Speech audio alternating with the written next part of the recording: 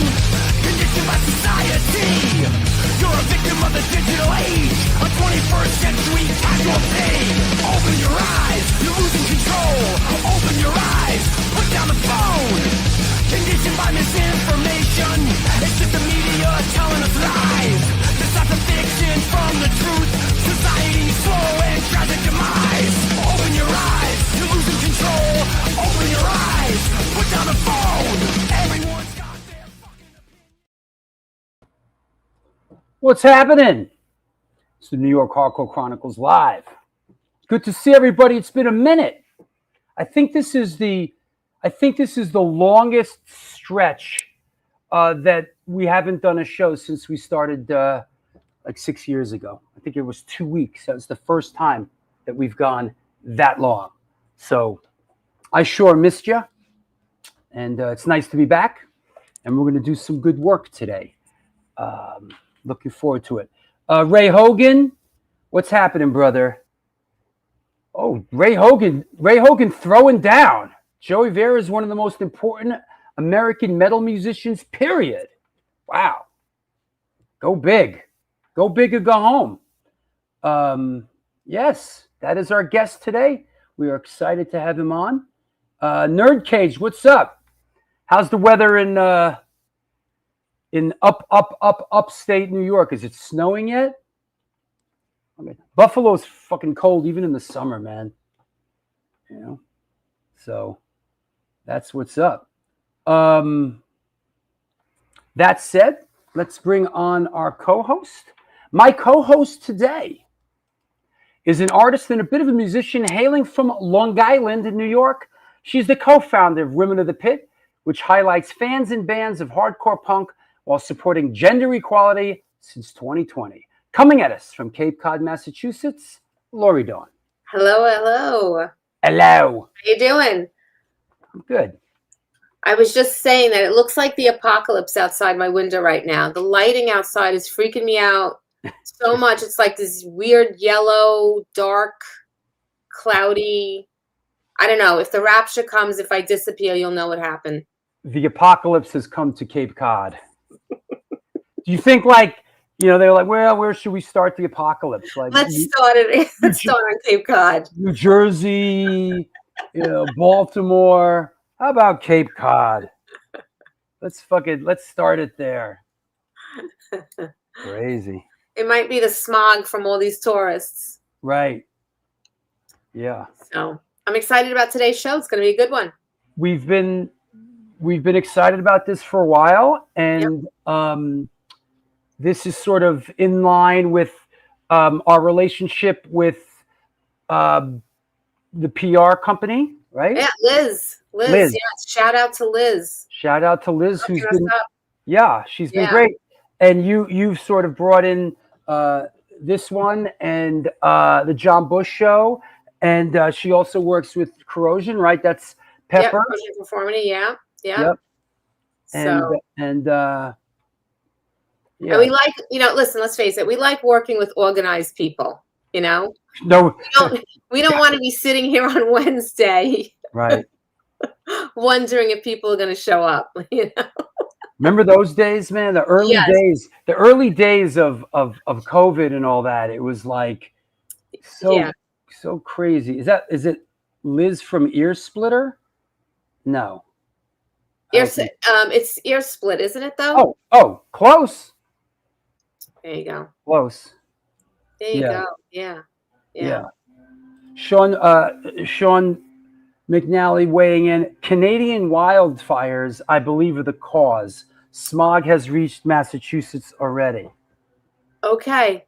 All right. Well, that's what I'm seeing out here. It looks yellow. You know what? Fucking knuckleheads. You knuckleheads out there with these wildfires. Mark Tolch, I'm holding you personally responsible. Yes. Stop starting. Only you can prevent fires. Only you can prevent fire in Canada. You know? Mark Tolch, the pointer. Mark Tolch. Mark Tolch doesn't come down to the States anymore since he got in so much trouble at that festival. You know? Yeah. where nothing happens. They crucified him. I think it's that guy, and they just crucified him. Yeah. So yeah. Rich Zola, what's up? She ran calling wildfire. People are commenting on my War shirt. So Yep. the next My War performance, August 23rd in Tompkins Square Park. You can pick up one of these beautiful shirts there. Yeah, here it is. This is yep, a Women of the Pit school supply drive, August 23rd, Sonic Bomb, World of Chaos, Butterbrain, My War. We're all going to be out collecting notebooks and pencils and having a good time in the park. So, yep. Yeah, and I think that we're going to have a backup plan for this one, being that it is a school supply drive. It is a bit of a charity.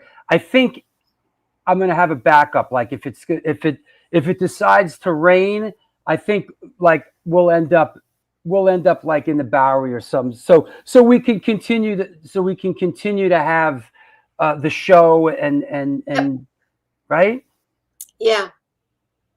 And so all the paper doesn't get soggy. Hey Rosa, ¿cómo está? Yo, Drew, great show last Sunday. Thanks, man. The Bowery show was great. Yep. Thanks to everybody that came out. The Back to the New York Hardcore Roots series, it was great.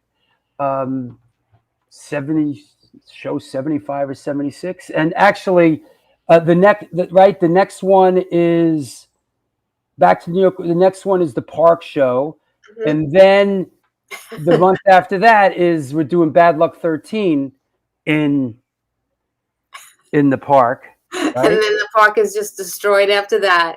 Well, I don't know, man. I saw some event at the park on Saturday that was pretty wild. Yeah. You know, I can't see that Bad Luck 13 is going to be any more wild than what I saw at the park on Saturday. Right? What? Yeah.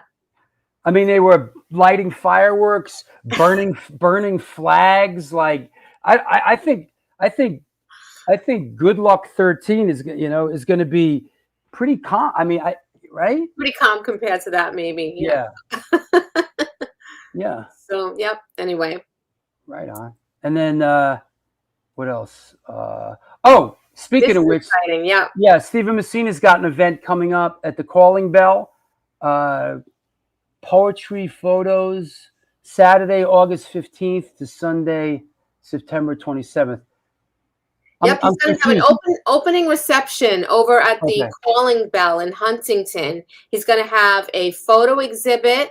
There'll be some poetry along with that as well. At the opening reception, he's going to have Marley Bone playing. So that's going to be on August 15th. But then you can go and see the display. It's going to be up until the end of September. So. And it's an exhibition of poetry and photos. Yes. Hi, Stephen. Yep. So the opening is he doing poetry every night? Is like, I think he's just gonna have just some written stuff on the wall. It's gonna be pretty cool. Okay. I don't want to say too much, but it's gonna be pretty cool. He thinks he's a poet now? He is a poet.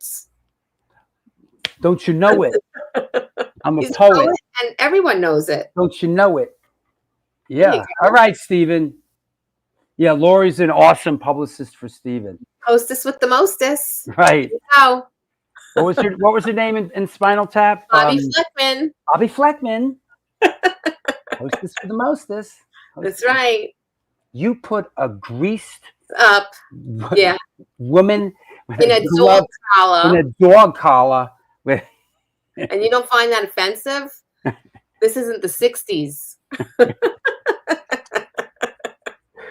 No, so I thought it was sexy. Not sexist, you idiot. Not sexy. Sexist. Okay. All right. That's it. Welcome, everyone. This is the New York Hardcore Chronicles Live. We are sponsored by DTFM Vinyl Distro, Generation Records, Women of the Pit, Minty Fresh Presents, Gamma Bass Guitars. How's that happening? Gamma Bass Guitars, and the Texas Silver Rush. They're a jewelry design from a boutique store located in the birthplace of the Texas country music scene in Fredericksburg, Texas. They specialize in working with musicians in all music genres to design and create unique one-off pieces, as well as to style them for stage, album covers, promo photos, and social media exposure. Their client list includes Rock and Roll Hall of Famers Greg Orley, Ringo Starr, and of course, my friends and yours, Agnostic Front. Information and online sales are being taken at their Facebook and Instagram pages, and of course, www.thetexassilverrush.com. That said, let's make sure everything's okay in the chat room. Nobody's killing each other. Everything seems okay. Let us bring our guest on. That said, today's guest is an American bassist hailing from the Golden State of California. In his incredibly proficient career, he's best known for his work with the bands Fates Warning, Engine, Tribe After Tribe, Motor Sister, Lizzie Borden, Anthrax, Merciful Fate, Chinese Fire Drill, as a solo artist, and of course, Armored Saint. Please welcome, coming at us from Los Angeles, California, Mr. Joey Vera. Hey, man. Hi, how are you? Good. I'm glad to be here. Thanks for having me. Yes, good to see you. How's things in California, man? Things are good. Pretty warm here. I don't think as humid as where you guys are at, but it's warm and the sun's out, and yeah, it's been good. Cool. You know, in doing some of my homework for the show, I realized you are 64 days older than me. Wow. So we come from, so this will be, this is good. I love having guests on where, you know, I feel like we're from the same zone. Basically, we grew up in the same era, and there's a lot of touch tones that are very similar. Sure. Which we will get to. But does that mean you were born in July or August? I was born in June. In June, okay. Yeah. My math was a little off. Yeah, a little bit. Nerd Cage Live says you look great, Joey. Okay. Why, thank you. Yeah, you look fabulous, man. You know? Yeah, you know. Yeah. I was a little bit lazy. I didn't shave today, but yeah, it's that California weather, you know. It's Wednesday. So that said, let's bounce the ball back and forth a little bit. Let's chop it up. How did you come up? Did you grow up in a musical household? How did music come into your life? Mildly musical family. My grandfather on my dad's side was a musician in a kind of a I don't know what you would call it, a community kind of situation here in Padua Hills, which is it's in San Bernardino County here in California. And it was this communal Mexican kind of place where they got together and did traditional dancing and traditional music, and they'd have things on the weekends, and some of it was theater, some of it was music. And he was a guitar player and singer, and I believe my grandmother was even involved in this at some point. And so just, you know, he would always play guitar. We'd go visit him on the Sundays or whatever, and he'd always bust out his guitar and sing some traditional song in Spanish. I mean, I remember those days when I was pretty young, up until the point that he passed away. And then on my mom's side, my grandfather, again, her dad was a piano player, and he was more like someone who did it for a hobby and did it for fun. Mm-hmm. But he was like really good at the piano and singing, and he was all into the traditional, like, you know, classic, like old jazz songs and old, like, you know, ragtime kind of stuff, and totally different than my other side of the family. My grandparents on that side are sort of Irish German background, so I got like two different sides of. So you got Irish, German, and Mexican. Yeah. Yeah. It's a crazy thing, but that's a combination. That's like it means that's like. It's the start of a joke, actually. he likes the fight, and he can. Right. Right. Exactly. So I had that experience close to me growing up, and you know, it wasn't really until I was kind of like in junior high school, I would say 1975 or 6, when I started wanting to be a player. I mean, I liked music. I was exposed to music. I was a fan of like the Beatles before that. My parents had listened to music, so I acquired some Beatles records and Rolling Stones and Stevie Wonder and stuff like that, Earth, Wind and Fire.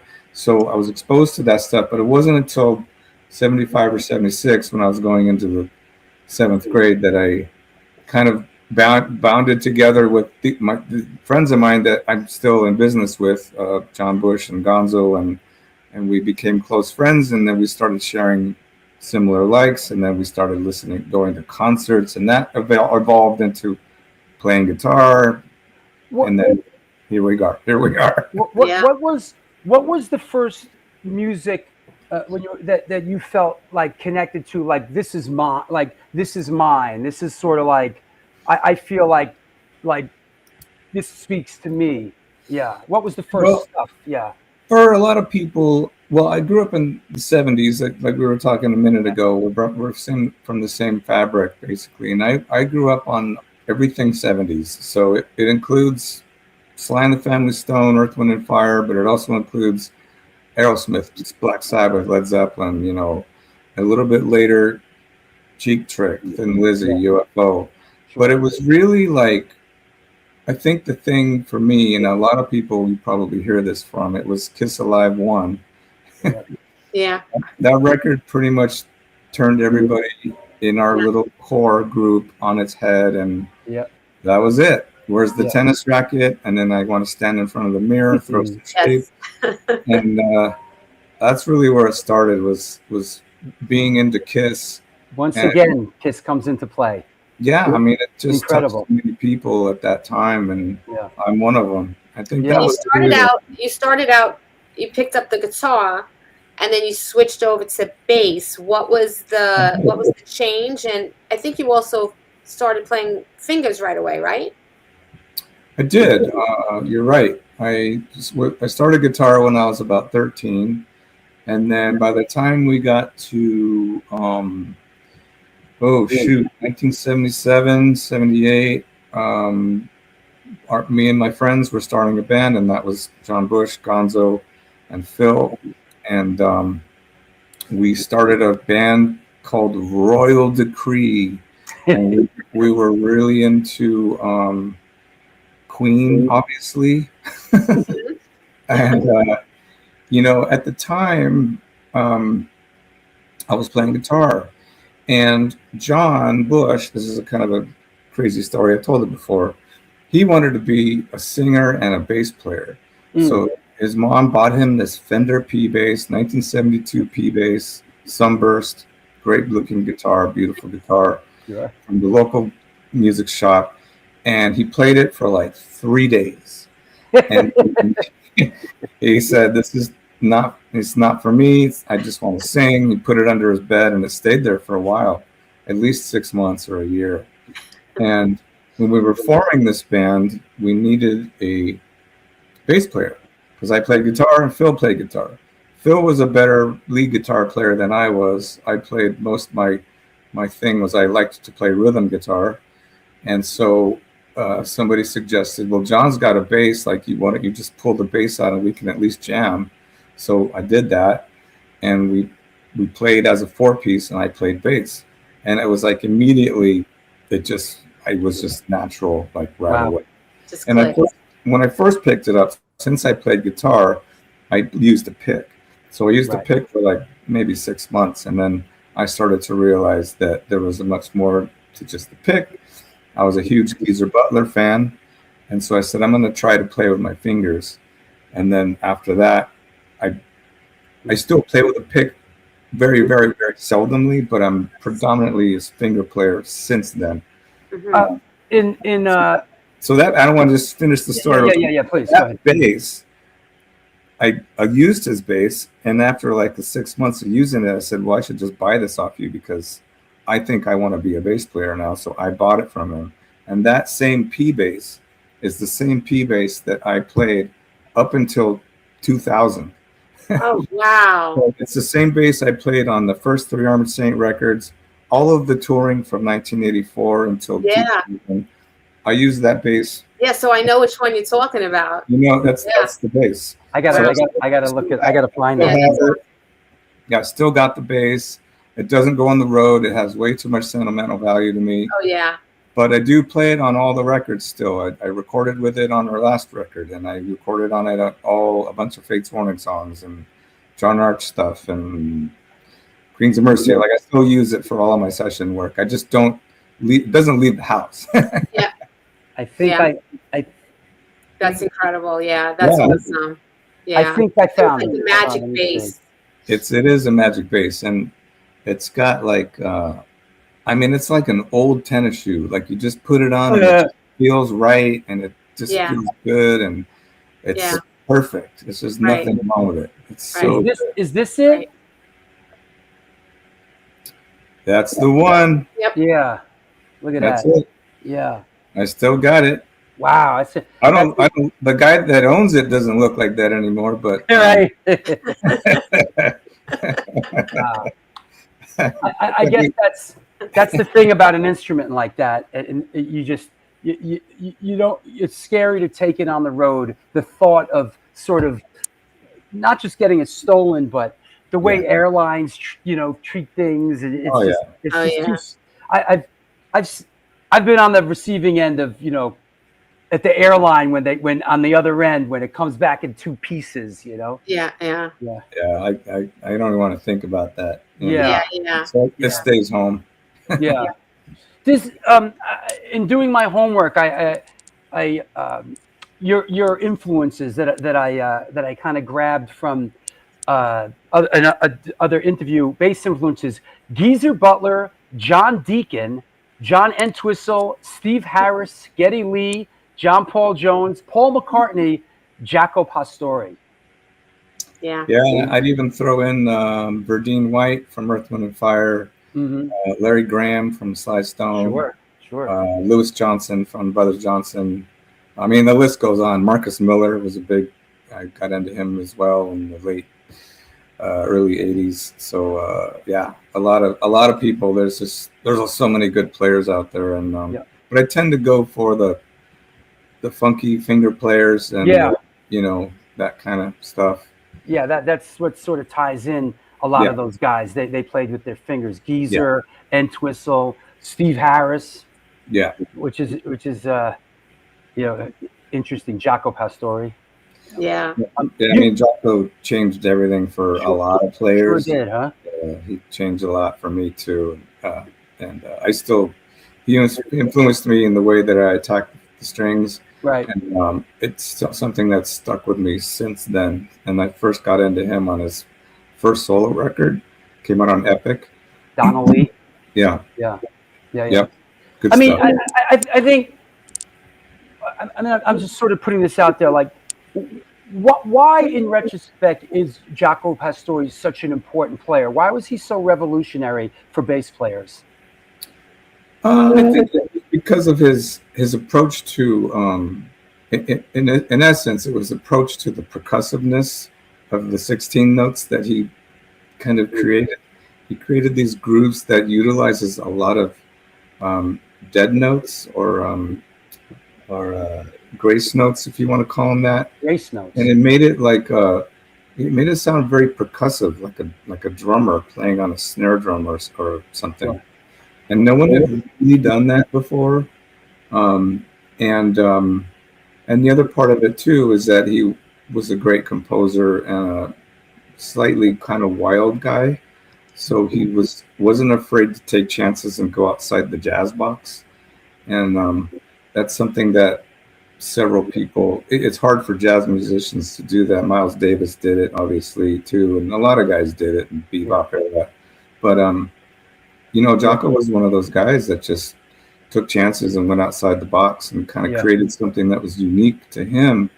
And it flipped everybody out. Like, what is that? How does he make that sound, Yeah, I remember it was really revolutionary. People, it was almost like when Eddie Van Halen came along, just like rewrote the road map, and like it's almost like everybody had to like sort of ground zero, recalculate, and then from there forward. And I think Jocko did that with the bass. Hey, I want to shout out our good friend and supporter Chris Contos out there. Hi, Chris. Yeah. Hope things are well in the Bay Area, Chris. I think a lot of us felt right from the beginning too that Joey, your bass playing was so pleasing and unique. It brought like a groove to metal music that was really right from the get-go. Was that a conscious decision, or was that something that you think just happened because of your influences? I think it was just natural, to be honest with you. When we started writing our own music with Armored Saint, and I think it was a combination of things, and that would be the biggest probably influence, is that it's just my background and what I was listening to at the time. And I grew up listening to R&B music and funk music, so that, and I had a love for it and understanding of it, and I liked to play it. I wasn't great at it, but I liked it, and it was something that was in my wheelhouse. Mm-hmm. And so when we're in a metal band, and at the time when Armored Saint started, it was all about the new wave of British heavy metal. So it was all about just, the bass wasn't necessarily played that way.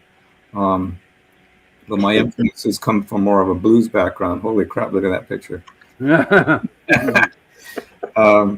And so, I think when it came time to writing music, myself and Gonzo as well, Gonzo will probably tell you the same sort of background. We both listened to music that was hard rock, blues based, and also urban based. We grew up in the suburbs of LA, and the radio here we got exposed to a pretty wide variety of music. So that's part of what we come from. So together with him, we just figured he's going to play some kind of kick drum pattern on the bass drum. Well, I'm going to play with the kick drum. That was just something I decided to do from day one, because that's what funk music does.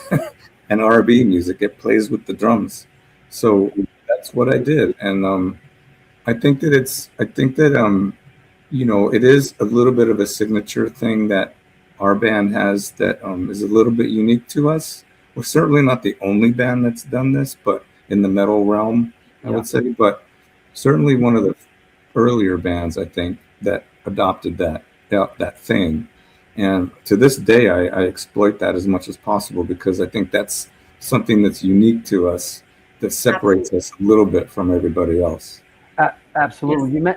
You mentioned radio, and we've often talked on the show about how vibrant radio was in the 70s, and it was sort of like the even thinking like a summer, the summer of 76, and just how songs were just pillars of those. Even now, I listen to sort of like on Spotify, I listen to Billboard 1974, 75, and it just brings me back to such a incredible place when music was so tied in with lifestyle back then, and I just connect so much of that with growing up. Whereas I think music's sort of, at least by young people, held a little bit differently these days. But radio, you would hear a song from the store to the car to it would just be sort of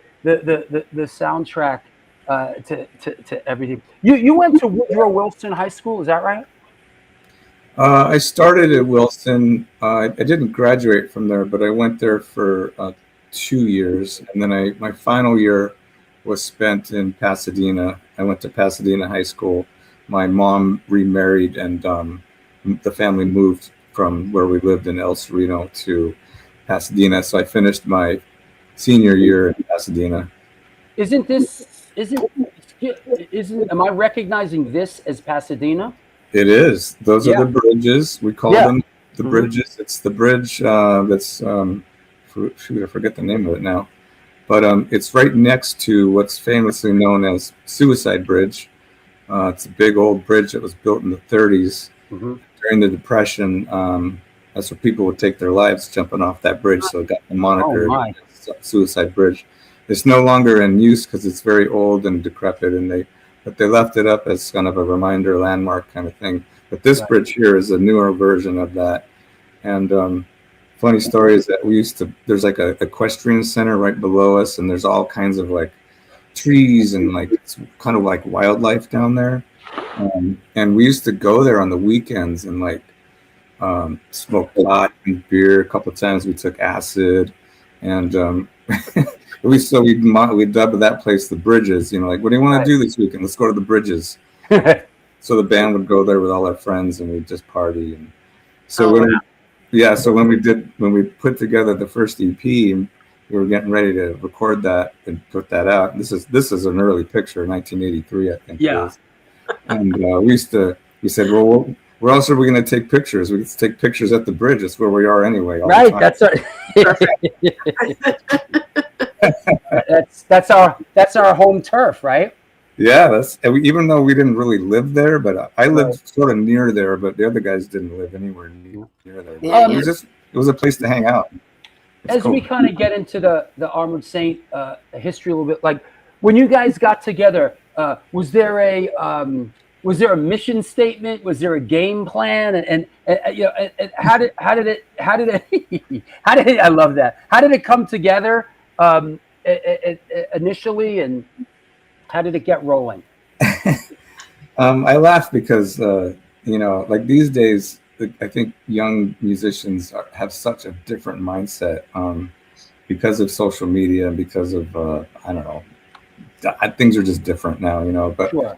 But back then we were just getting together because we were knuckleheads that liked music, and we were friends, and honestly, we were just friends and wanted to jam. And, we were inspired by the new wave of British heavy metal without a doubt. Sure. And so, part of us wanted to be like, let's just do this because this is awesome and we love it. And we wanted to be like Judas Priest and the Scorpions and Iron Maiden and Saxon and Motorhead and early Def Leppard, like all that stuff. And it was just something that we all, kind of talking about what really stuck to our souls with Kiss. The same thing happened with the new wave of British heavy metal.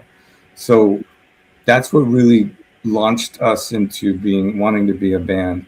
But honestly, at the time, it wasn't too much thought about like what a game plan is or what the game plan really was. Nothing more than let's play as much as we can. Let's get as big as we can. Let's try to create in LA what Iron Maiden did in London at the Marquee Club. And that was our goal. Like, let's just make, like the Troubadour, the Marquee, or the Whiskey, the Marquee, that was what we tried to do. And how we got there, we played hardball. We booked as many gigs as possible. We literally went hand and foot, passed out flyers in person, old school flyering to everybody. And we worked hard and it worked for us. But it was a little bit of right place, right time. We were pretty lucky to be in LA at that time. It was something that was new. Metal was a new word, kind of, in 1982.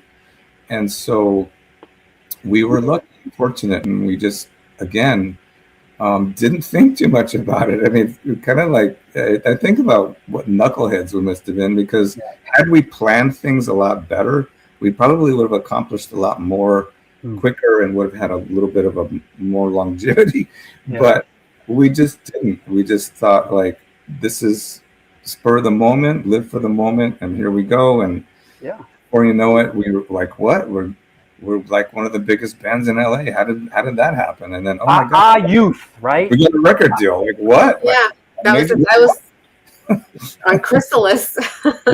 We were like, oh well, of course we did, but we didn't know how we got there. We just did.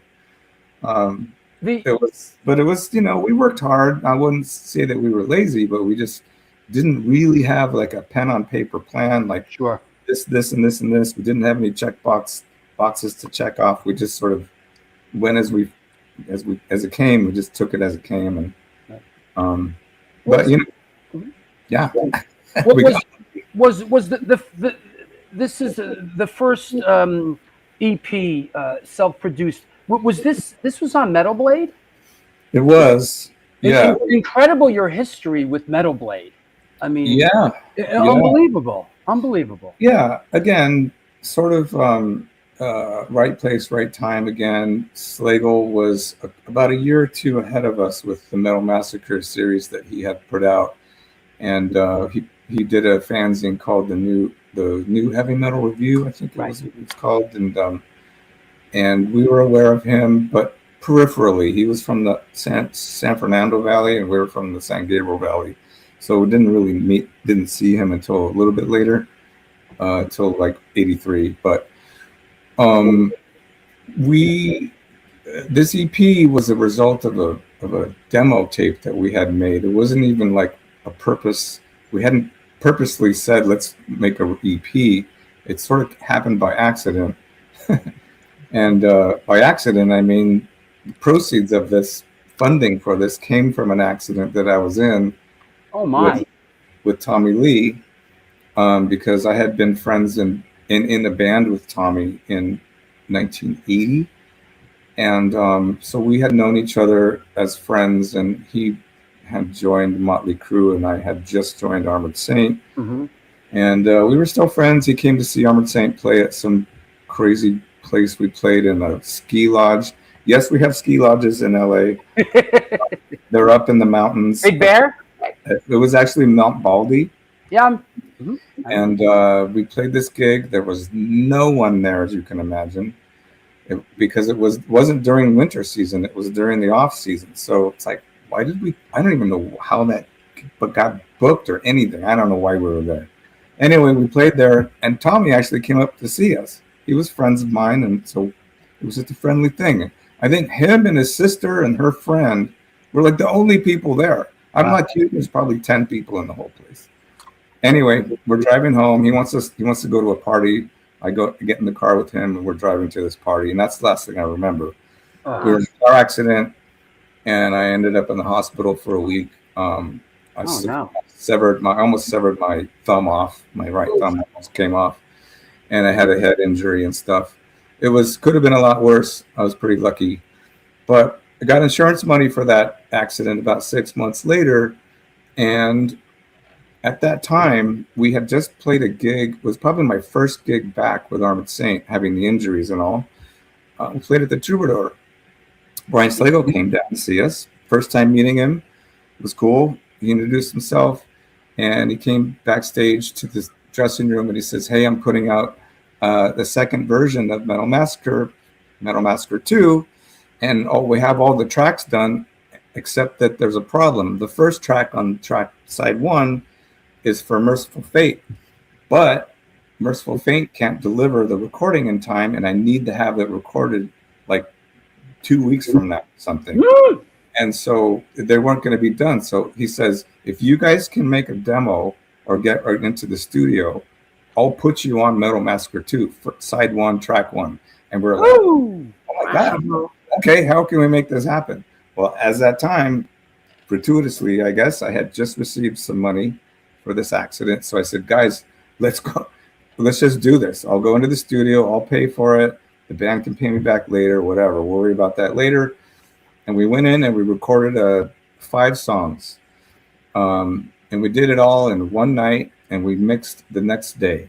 So it was a super live thing, really quick thing. It was done in a week. We had done mastering, and everything was done. So we gave Brian the first track, and he took Lesson Well Learned, and that's what Lesson Well Learned ended up being on Metal Massacre 2. So the EP was a result of that. We fast forwarded about another 6 months, and I see. Brian came to us and said, "Hey, you guys have that demo, like let's release something." And so we said, "Well, no, let's just put an EP out." It's actually kind of a maxi single because it's only 3 songs. Yeah. You remember maxi singles? Yeah. On cassette. On cassette, right? Yeah. So that's how the long story. That's these 3 songs, correct? That is those 3 songs from the first demo that came about from the accident. Yeah. Wow. Wow. And then, Okay. yeah. So then that was followed up by 3 records on Chrysalis after that, right? Yeah, That's when I came into that's when I discovered you guys on MTV. yeah, that's right. First record was, I literally, I think it was 6 months after the EP came out. Yeah. We got an offer from Chrysalis, and for 3 records, and we signed with them, and we had just turned 21 years old. Wow. And Oh, yeah. so March of the Saint came out in 1984, and then we did that first tour. It was our very first album, first tour, and we toured with for our first tour. The first tour we did for that record was with Quiet Riot and Whitesnake. Woo! Yeah. Whitesnake on the Slide It In tour, which is pretty crazy. Yeah. Wow. And it was Quiet Riot's Condition Critical album, I think. And so we did that tour. Took us through most of the country, and about 4 months after that, we did a second tour, and that was with Wasp and Metallica. Yes. And that was a pretty legendary tour too. And Yes, I think I met you, Lori, I think I met you on the first tour, and on the March of the Saint tour, I believe it was. No, it was a little bit later. It was Delirious Nomad. So it was a Wasp and Metallica tour, because that record was out when we did that. It had just come out, actually, 1985. Yes. You're right. Yes. Wow. Yeah. And Lori, you fill us in.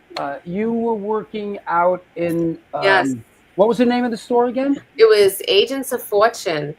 Yeah, but I told you in the earlier today, I wasn't allowed to go to this show in Brooklyn. My mom wouldn't let me. But you sent me. Here's what is this a different show stub you sent me? Wait, hold on. Yeah, this is a different one. This is a different ticket stub that I sent you. I was young. She didn't want me in Brooklyn, Wait a second. Wait, I'm confused. Your mom didn't want you going to one of the most notoriously violent clubs, Lemoore in Brooklyn, as a 14-year-old. And is this this the legendary when you threw the brush into the wall? Yes, it is. Yes, it is. There was a dent in my wall. Drama. I mean, I just sympathize with your mom. I might not have let my daughter go to that either. Yeah. Hey, now that I'm a mom too, I've been there. I'm like, you're not going into the city. No, you're not doing that. No. Right. So yeah, I get it. I get it. Me too. I get it too. That's right. So Agents of Fortune. So this is Agents of Fortune. Yeah, that was the sold store the that we tickets. were at. Yeah, Agents of Fortune. We sold tickets to Sundance and Lemoore's. So anybody from the New York area probably remember that. And you would get your tickets at record stores and stuff like that. So yeah, we were a ticket.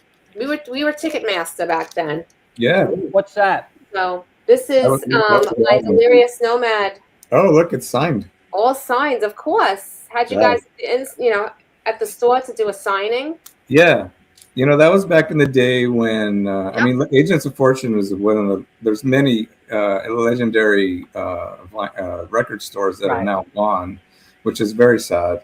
But Agents of Fortune was one of the Northeast's most, one of the famous ones that you always wanted to go to, because they had a lot of clientele, and the fans supported the local scene there. Oh my God. And I got my KUSF shirt on. That's great.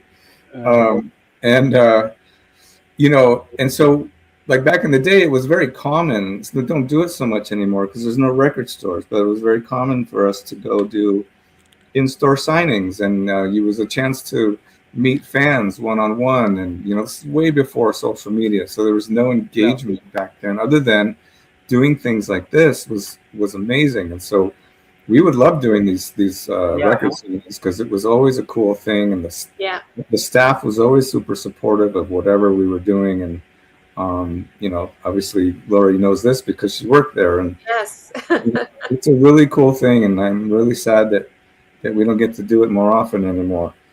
Yeah, I agree. And there's something about having a record store to just hang out at every Saturday for like the Yeah. Just meeting people and meeting friends and listening to new music and buying physical copies of music and stuff like Yeah. that. It's really, I miss it a lot. And You know? meeting other people of like minds, you know, That's it's like a pub, you know, it's like a pub. Yes. You go to a pub and you Yeah. meet new people in your neighborhood and like, hey, what are you listening to? What are you doing? Or you Yeah. talk about shows or new albums coming out or whatever. And it's a great place for community, you know. And this is a great Absolutely. one. Check out, We check out had this, check out this one, Mama Jay. stayed there twice. You're scaring me. Yep. That's another. That was Wow. I think that was the Raising Fear. You see the poster in the background there. That's the Raising. Oh, right. Yeah. Is We that had from to Agents of Fortune too? What? Is that also from Agents of Fortune? That is also, that's from the second in-store that you Wow. did at Agents of Fortune. That's Yeah. crazy. So that's 87. Yep. Yeah. And that was the Hell on Wheels tour. That was the one that you did. Oh. I think that was Grim Reaper and Halloween. That's right. That was a great tour. And we had all 3 bands there that day. Oh my God! Wow. That's a busy day. Yeah, it was. It was. We had all 3 bands there, and That's so yeah. rad. A lot of people. We had a lot of kids do that store that day. Big props for the DOA shirt. Oh yeah. Yeah. Yeah. I got Dave into DOA. It's funny. Yeah. Doing that. Yeah. That's Dave Pritchard. Is that right? Steven says I saw that show. Where was that? Where was that in Long Island? Was that at the Calderon? Where was the show? Oh, Sundance. Sundance? Yeah, Sundance. Yeah. Was it at Sundance? But I think it might have been at Lemore's actually, or maybe even someplace in the city, because that was a big one. Yeah. Yeah. Dude, I can't remember. Yeah. John Bush is better at these things than I am. I don't really remember exactly. Steven says, yeah, it was Sundance, he says. Okay. Oh, it was? Yeah. But I love the sort of the accoutrements, like the heart, the old school heart. Oh, yeah. That, right? It's like, I think that's Little Queen, right? Little Yeah. Queen record. Yeah. And right. I got my Metal Rendezvous shirt on. That's a Bay Area magazine. Here's a Ray Hogan question. Let's throw this in there. When did you realize you had such a unique, great voice in John Bush? Well, probably from the beginning. You know, it's funny with John because he was somebody who was, and he'll tell you this too, he wasn't like a natural born singer. Mm-hmm. He wasn't someone who just sprouted from the earth and was like, oh, I have an amazing voice, listen to me, you know. Mm-hmm. He was someone who really had to work at it and he had to find himself. He had to find his limits and his and what his you know, how much he could go further than that or whatever. So it took him a while to finally blossom, I think. But you know, I think for us as being band members, you know, he just had this like natural charisma about him on stage, even from the early club days. He just was really good at commanding the stage and was really, he just knew how to do it, you know. And, you know, that's a big part of being a vocalist is being able to be a great front man, you know. You kind of need to have both. And so, you know, his voice, I think, has gone through a lot of changes through the years. In my opinion, he's singing now better than he ever has, which is crazy because he's in his early 60s. It's really insane. But I think he's just someone that has evolved and constantly evolved to become what he is now. And, you know, he's accepted his limitations and he's learned how to work with those. And I think that's been to his benefit over the last 10 years or so. That's very poignant. 100%. Yeah, he was always very smart about it too. I think he always took lessons and stuff. Yeah. Well, you know, it wasn't just one of these guys that just went out there and screamed his throat out. No, well, and he did do that for a while, and he learned rather quickly that your voice is not going to last very long if you only do that. you need to learn how to take care of it. It's like a muscle, you know. And he also, you know, it's like different for a guitar player or bass player. You know, the muscles in here, and we can lay off or hit too hard, and we can recover quicker. But a singer, if you abuse your voice, you can't recover as quick, and you can sometimes lose it. Right. And he And has you, lost. you can use your fingers if you have a cold. You can, you know, Yeah, what I'm saying? It's exactly. like different. Yeah. Exactly. The singers Yeah. are a whole different animal. So, Mhm. it took him a Tell me while. about it.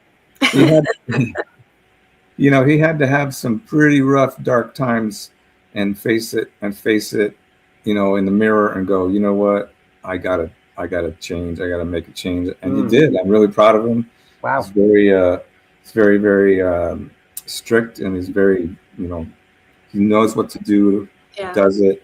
Like you said, Lori, even from the beginning, he always took lessons and he'd carry a Walkman with him with these piano exercises on it.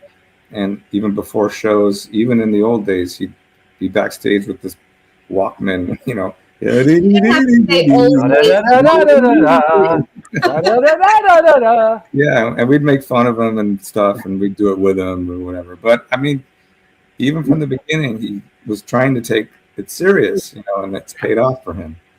It's so incredible that you guys have such a vibrant history going back so long. I mean, you guys were pals when you were like kids, and it still carries over into this fantastic record you just did. It's fair. It's pretty unique in the music world. It is. Yeah, it really is. Yeah, and we don't take that for granted. Mhm. I think that's probably one of the major things that gets us through the rough times. Mm. People ask me all the time, how is it possible that one, you've been in a band for 40 years with these knuckleheads, Yeah, and yeah. two, you've been friends with them since you like the third grade. Like, Yeah. how does that even work? So again, it's like going into business with family members. Really, really hard. Like really hard. Like I advise against it. Yeah. At all costs, if you can avoid going into business with family members or close friends, look for another way in, because it can be really hard. But if you're going to do it, if you decide to do it, just keep that in mind and try to have reverence for the history and the lineage. That'll get you through the really crappy times. Because trust me, I'm not going to lie to you, it gets pretty crappy sometimes when there's so much at stake with the longevity, the friendship, the egos. We have them just like everybody else. It's not easy, but we try to keep that in mind, and we try to have respect for that, and we try to treat it at a distance, like be subjective to what I'm saying is. It's not mine, it's not John's, it's not Gonzo's or Phil's or Jeff's. It's the collection, it's a collective. So we try to keep that in mind. Again, I make it sound like it's easy, but it's not. I know. Well, not easy. speaking of crappy times, we lost Dave too soon. Yeah. Absolutely. We lost Dave too soon, and after Raising Fear, you guys were on your own off of Chrysalis. Yeah. And you seem Dark to, times. yeah, Doc, and you seem to have landed all in a really, really soft spot with Symbol of Salvation, which was for a lot of us fans probably. I mean, we were thinking this was like the penultimate album. This was just so amazing. What was the mindset going in there? Because from Symbol of Salvation, I just hear a lot of freedom on it. Is that fair to say? That's very perceptive of you, yes. And this is not something that was really conscious, but I think maybe subconsciously, once we got dropped and once we're going through this situation of being left alone without a label and to be honest with you, having trouble getting a new deal. We had a hard time getting labels interested at that time. We were in a very frustrated, dark place, and then we just sort of went back to I'm talking about the writing process between 88 and 91. Mm-hmm. We just kind of said, we don't really have a reason to meet any quotas with anybody other than what we want. Mm. let's just write music we want to hear and we want to be influenced by. And we were always influenced by more influenced by bands like UFO, Thin Lizzy, early Scorpions, Aerosmith, early Cheap Trick, Kiss, Queen. More influenced by those bands than we were, dare I say, Iron Maiden, Motorhead, Saxon. We liked records that were really diverse. We liked records that had a lot of different kinds of songs and grooves and different things on them. But we had been a little bit afraid to show those colors. We did some of it on March and on Delirious Nomad, and even on less so on Raising Fear, but a little bit of color in that sense. But we wanted to just say, let's just write music for us, Let's just do what we do and let's have fun with it. And that collection of songs is what ended up being on Symbol of Salvation. Yeah. So you're right. There was a sense of freedom because we just felt like we don't need to, we don't need to please anyone else other than ourselves first. And then then if no one picks up on it, at least we know that we went down swinging and this is us, And so losing Dave in that process was like a huge hit. It was like, oh no, like we were exploring this new area. We were experimenting musically, and Dave was really flourishing at that time. And it was like, he was at his peak, and it was like, oh my God, losing him was like, it was the worst possible thing that could have happened.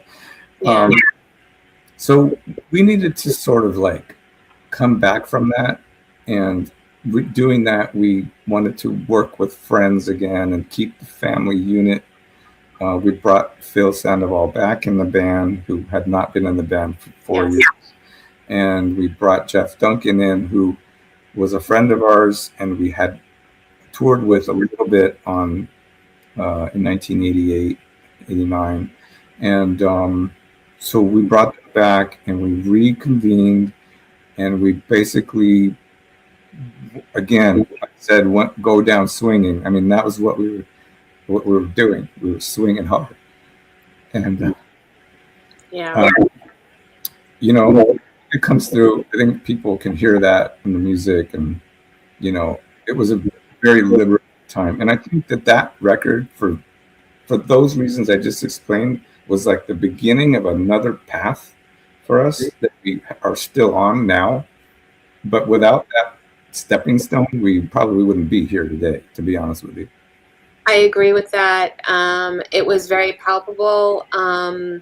Like I said, the creative freedom and the fighting and seeing you on that tour as well was a really beautiful experience. Just seeing everybody up again and almost doing it in honor of Dave. We all felt that. Yeah. As somebody mentioned, it was the best way you could have done it. The best way. Yeah, that's true. I mean, we had to treat it like a phoenix rising. Yeah, it was. So we was. We had to do that, and somebody said, I think John Sutherland said when he first heard the record, he said, "Man, you guys are pissed off, aren't you? Like, it just sounds like you really, really mean it this time." And we were like, "Well, yeah, like all this stuff we've been through, yeah, we really mean it, man." Yeah. Sheer determination. Yeah, it was beautiful. Yeah. It was beautiful. Yeah. Yeah. Hey, before we got to take a sponsor break, but let's address this real quick, because I'm sure this comes up probably every couple of days with you, Joey. I'm sure, but any sort of any recollections, now many years later in perspective, of going out and doing this? I know this is L'Amour. Which, interestingly enough, right now I'm involved. There's some talks about me directing a L'Amour documentary, and that's sort of in the hopper, as a lot of people know. But this is always, even in our production meetings, with the former co-owner of L'Amour, George Parente, and this is one of those shows one of those runs that comes up as being such an incredible watershed moment. Any perspective all these years later? Any kind of anything you could glean on us looking back on sort of this moment? Well, you know, I always use the cliche hindsight's 2020, but in this case, I'm like so old that I don't really remember a lot of specifics about it, especially like things that I would maybe pertain to what you're saying about sort of like eye-opening moments or anything like that necessarily. What it felt like though was it felt like you were a part of something that was really, really great as far as like in terms of the underground scene, because you know this tour was not playing arenas. Tour was playing clubs and some larger clubs, but mostly just clubs.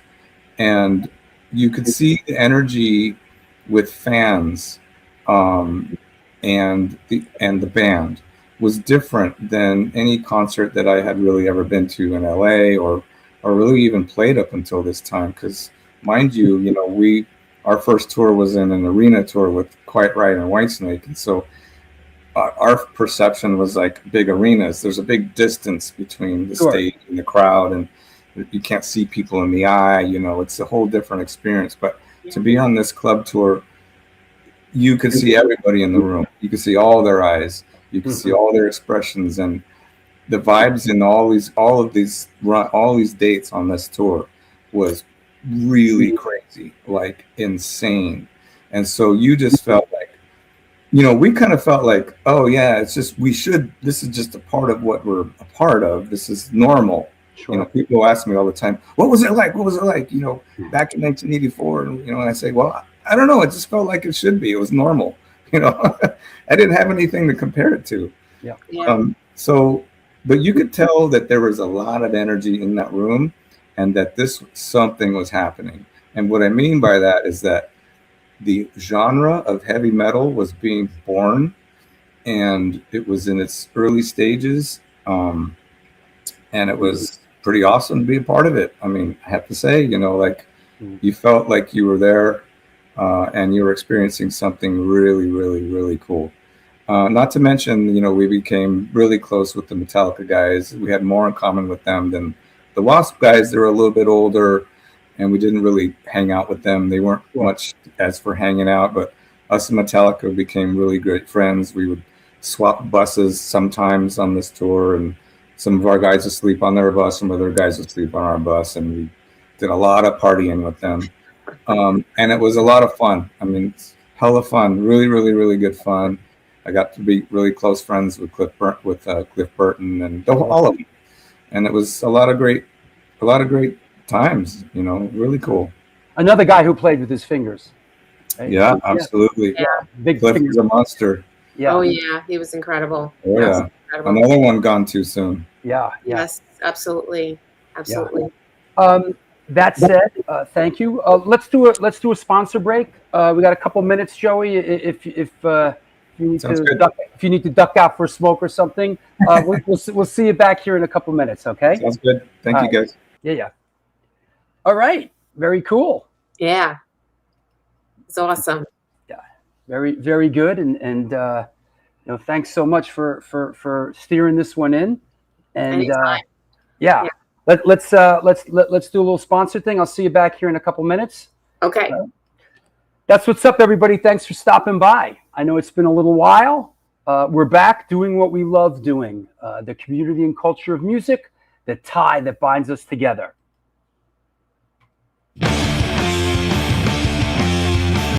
Since 1992, Generation Records has been a mainstay of the New York metropolitan area music scene. Today, they offer a diverse selection of new and used rock, jazz, indie, hip-hop, punk, hardcore, metal, blues, soundtrack, and reggae LPs, as well as t-shirts, posters, and other merchandise. They buy used record collections and music memorabilia and will pay you top dollar for them. House calls made for large collections in the tri-state area. Call or email generationrecords@gmail.com and follow them on Facebook and Instagram.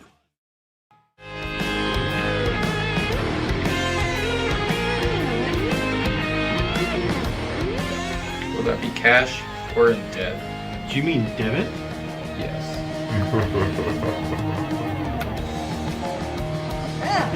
Sorry. Another eternally satisfied customer.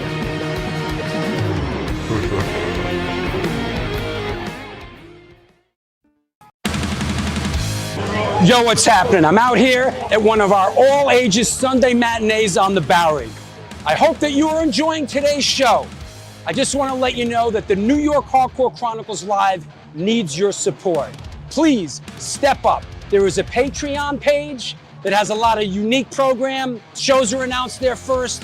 Lots of good stuff. There's a PayPal address right there on the screen if you want to make a contribution. There's also a super chat function. You could do that, but the bottom line is this show exists because of your support. We're going to be doing it for a long, long time. Thank you for all your support through the years. Back to the show.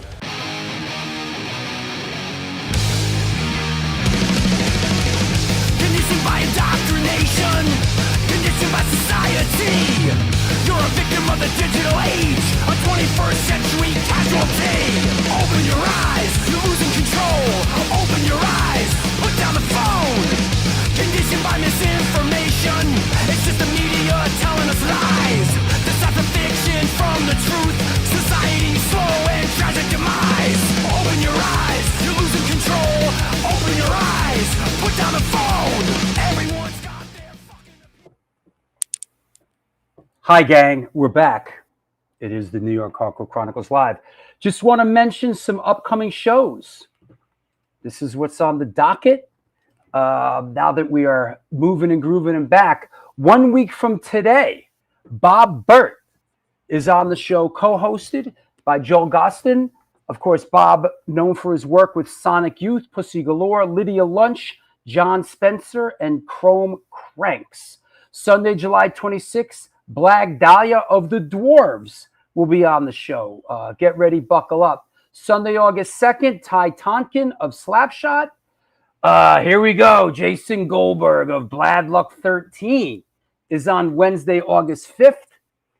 That is leading up to of course, we've mentioned that we've got the big Bad Luck 13 show happening in the park the next month. So this is a little bit of a prequel to that. Looking forward to speaking to Jay about music and, of course, his love for chaos and wrestling. Milo from the Descendants on Sunday, August 16th, celebrating the 40th release anniversary reissue of Enjoy. Pat Flynn has been rescheduled Sunday, October 4th. Pat Flynn, of course, Have Heart, Fiddlehead, How Much Art, etc. And then the big banger, Wednesday, October 7th, legendary drummer Bill Ward will be on the New York Hardcore Chronicles Live. So lots of great stuff coming up.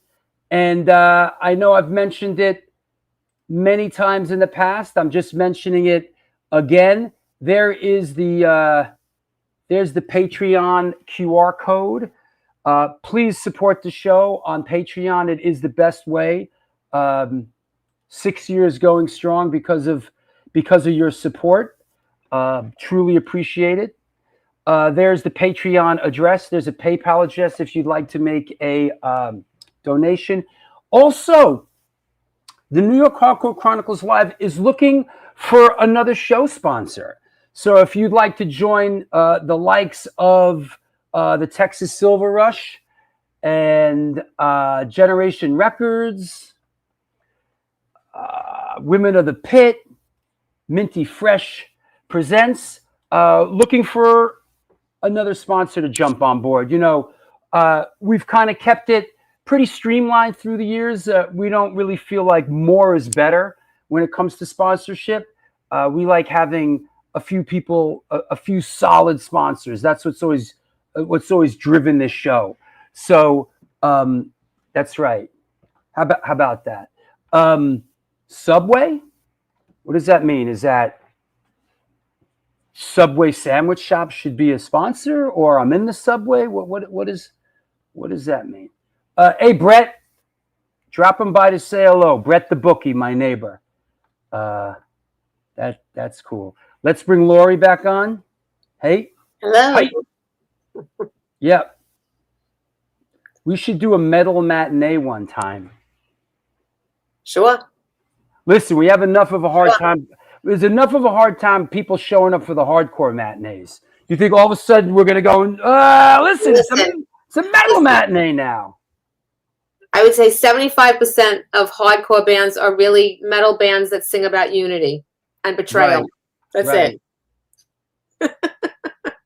Yeah, right. Yep. How about that? Everybody's still reeling. That's right. Bill Ward's coming up on the show, 450th episode. So we're going to get to talk to Bill Ward about all his interesting clothing choices on the Black Sabbath covers. Oh, absolutely. What's that? What's that? There's that one record where, like, supposedly he's like wearing his wife's, like, you know the one I'm talking about? He's like wearing his wife's spandex or something. Do you know anybody know what I'm talking about? Like, there's some where they're looking at the mirror and he's like wearing, like, people weren't wearing spandex and, like, We'll get the full story. Hey, yo, what's up, Bill? Is that your wife's clothes you were wearing, brah? Yeah. Yeah. Oh, the album Sabotage. Awesome. I'm gonna look that up. Hold on. Yeah. I gotta see this with my own eyes. Let me see. Hold on. Oh yeah. Hold on. Let me grab the image. Yeah. I mean, this is classic. Hold on. Let me find a good shot of it. Not a teeny weeny shot. Hold on. All these guys. Ozzy looks like he's, I don't know what, Ozzy with the platform boots and the robe. Or you see those old pictures of Rush and they're like wearing robes and Yeah, stuff. you know, I mean. Yeah. Here you go. Here you go, thrill seekers. Yeah, we got to Yeah, there you go. see what's Boom. going on here. There you go. There you Oh, fabulous. Yes. Absolutely fabulous. Yeah. And look at Ozzy there. Yeah. Yeah, he's got the platform, and like the robe. I mean, really all these outfits are like rejects from the JCPenney catalog. Hey, shouting out my dad. What's up, Pop? Arnie Stone 897. Hey, Drew, just check. There he is. The legend that is Arnie Stone. There Hey, Arnie, how you What's up, doing? Pop? Thanks for tuning in, Pop. Yeah, pressure's on now, you know? Yeah. All right. The pressure's on now to deliver the goods. Exactly. Can you deliver? Yeah. Stand and deliver. That said, let's clear the deck and let's bring our guest back on. Let me clear this off. Ozzy. Let me clear the page, the widget, and let's bring our guest back on, Mr. Joey Vera. Hey, man. Yes. Hi. Hi. I heard all that. Bill Ward, huh? Yeah. Yeah. That's awesome. And your dad? That's amazing. Yeah, my pop's been on the show a bunch of times. He's a big. That's great. My dad's a big supporter of New York hardcore. That's amazing. Yeah, That's he really is. I'm not kidding. He just, my dad grew up in an orphanage in the Lower East Side and sort of came up to be a successful film director, and Great. has a real appreciation of sort of that hardcore, and it's not just hardcore. It's that early metal ethos of DIY. Get up, make it happen. Armored Saint didn't wait for a handout. You guys went out and did it. Yeah. Oh yeah. So- Go get it. Yeah. Exactly. Go get some. So Yeah. So that's it. There's a lot to talk about, and like I said, we want to get to the new. Yeah, we want to get to the new record. Maybe we should just go to the new Yeah, record. let's go to the new record. And then before we like sort of sidetrack into like Merciful Fate and all Fate's that. Warning. Yeah, Fate's Warning and all that. But let me grab. Where is the? I'll grab my prop. Oh yeah, please go ahead. I am so excited about The this. vinyl. Show it. Oh, Yeah, What is that? it's the vinyl. Yeah, look at how beautiful this is. Now, what I like about this the most, and I just thought about this last night because I got this on, of course, on vinyl. I got this on color vinyl. Cool. It's very muted. This is very muted, except Yeah. he's got like some flames in his hands, right? Yeah. Okay. Okay. Then you open it up, and bam! It's like a ball of fire. Wow. Yeah, that's one of the good ones. Gorgeous this is. It is absolutely Yeah. gorgeous.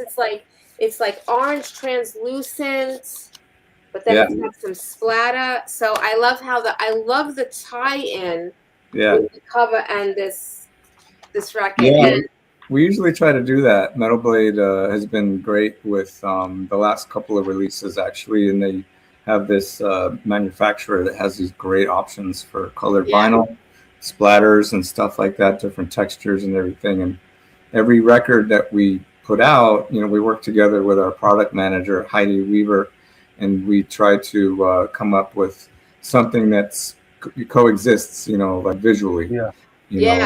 Complements it, So, packaging is always amazing. This is the last one too. This is Punching the Sky. Punching the Sky. Hold on, Lloyd. Let me This see was, just talking about what, just like the great packaging that Metal Blade always does. This was the last one. It was a gatefold, a double vinyl. Wow. I always love gatefolds. Lavender vinyl. Yeah. I love gatefolds. They're great. Yeah, really nice. Now I see that you were the art director on this last one, though. Yeah, I mean, I kind of have been throughout all of them since '99, basically. But I'm not the artist, but someone who helps direct things in a certain way. I'm like the liaison between the band and the members, and the band members, and then the artist and the person finishing. Right. Now, did you all come up with this concept? What were you going for here? Because it's really, it's just really a beautiful image. Well, initially the concept came up about playing on the reset thing, about the title, Emotion Factory Reset, and we wanted to sort of show something that was shedding an old skin and giving birth to a new skin, and sort of like a lizard or a snake or something. But I liked the aspect of, I think there's the Hindu goddess Kali, where she's the destroyer, but you need to destroy first in order to have rebirth. So I like that idea. So that's just kind of where fire comes from. And we just wanted to tie something in with an armored saint, showing that there was some kind of transformation happening, and I wanted it to be sort of esoteric, which it kind of is. But that's, I've sort of looked at every record we've made as something like that. Like it always feels like a new chapter for us and a new rebirth. I don't feel like we've ever put the same exact record out twice. Every record we put out is a little bit different than the one that comes out prior to it. So this is again playing on that theme of, rebirth and reincarnation in some sense, So we just wanted to play with that imagery, and this is something we came up with, and we gave the idea and the concept to the artist, somebody that I found actually on Instagram. Fantastic. His name is D.D. King. That's his handle is D.D. King. Really cool stuff. And I threw it to him and I said, here's our idea. Like, let's see some, your bounce it back to us kind of thing, and he gave us so many things to look at. But this is one that we all kind of agreed on. And we liked the gesture of the body. And then, we wanted to have it in sort of this old, we wanted to play on the factory aspect, of something old that was, something old but something being born into it, at the same time. So it's just a bunch of words, kind of. Yeah. So, and much like the cover, the music is also it's amazing right from the get-go. It starts off very, atmospheric, almost like the last album, Punching the Sky, and then it just hits you with like banger after banger after banger. Thank you. The first couple of songs are just like, whoa, it just really sets the tone for everything else. How much thought goes into the order of the songs? How do you do that? Is it like a band vote? I mean, how do you decide the order and the story that you're telling here with the music? Well, ultimately, it's a band vote in the end. But again, like the backstory is that John and myself are kind of the predominant songwriters. We have been for the last several releases. And we just have a thing together that works really quickly and well, and it's efficient, and we're on the same page most of the time. And so, when it comes to the order, I'm so close to all the songs because I've demoed them with John, and then the guys too contribute along the way. By the time the record's done, I'm the producer of the record. I've lived with these songs for so long that I feel like I have a pretty good grasp on a flow or the story that should be told, in the sense, not story necessarily, Yes. not lyrically necessarily, but just feeling. So, I mean, when the first song came about, Close to the Bone, when we were already pretty well into the writing session when that song was finished. But when I heard that song, when it finally was finished, and I was like, I called John and I go, dude, first song, side one. And he's like, well, don't be so quick, like maybe something else will come up. I'm like, oh, nope, it's not going to happen. This is the one. I feel it. And in hindsight, it was really a smart thing for us to put that first on the record, and also for Single Out. I think it was a good intro and a good just we're back, kind of thing. But, the thing with, like, again, this record and a lot of our most recent records, there's some diversity on the record, and there's a little bit of everything on these records. Well, Buckeye, I thought was I mean, it's a freaking great track. A little bit different, man. Yes. A little bit outside our box. And Yeah, man. it's on purpose. We wanted to flex a little bit. Mm-hmm. So in order to expand more on the order, like you want to ease into that kind of thing. Yeah. So, the first song's like, Close to the Not Bone, the only one. banger. And then Yeah. the second song, Every Man, Any Man is also a banger, but it's also a little different. It's got a little bit of a funky groove to it, and it's different than some of the other songs. Yeah. So I thought it was a good idea to put that in right away to let you know that, like, look, the song still has double lead harmony. There's a Thin Lizzy nod. Yes. I'm not ashamed to say that. Nothing wrong with the Thin Lizzy now. There's a the ending's super heavy. It's like it's an aggressive song, but it's also melodic and great, and it's got cool parts, and the arrangement's interesting. So it's like we're introducing to you that you're going to hear some stuff that's going to be a little challenging as a listener, and I'm okay with that. But here's a little taste. And then, then it goes back to a rocker, I'm Not in Your Life. And then, then we bring in Buckeye, like we've primed you, Yeah. We think you're ready for Buckeye, track 5, A little slide guitar, right? It's like, yeah. It's got a lot of, John and I are big Southern rock fans. Yeah. And so it's got this sort of Southern rock bluesy thing about it. Which I really, really love. And I think John pulls it off just great, it's so up his alley. Yeah. And the song came out amazing, and it's got a real close personal meaning for John. He doesn't really write songs about himself very much at all, like ever. So this is one of the first songs he ever wrote about something that means something to him personally. Wow. it's a song about letting go, basically. And his daughter went to college, and we all have kids, right? And the kid, they grow up, and you got to let them go. You have to let them go, and it's a really hard thing for us to do, as you probably both know. So this was John's first foray into letting go, and so we just happened to be writing a song at the time, and he's like, "Dude, you don't be afraid to show yourself." Like, I encouraged him to do it, and so he opened up for the first time, really. Yeah. Not 223 says the vocal performance is fantastic. You can tell it's his love letter to his daughter. Ah, It's amazing. Yeah. that's beautiful. It's great.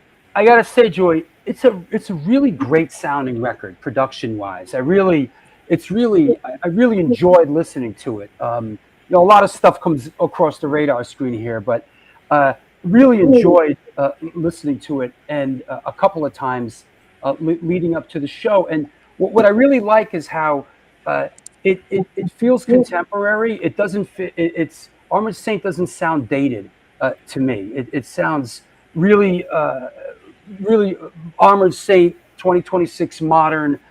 It doesn't, because a lot of bands I feel are a little bit sort of, this is what we do. We're not messing with it. This is our thing.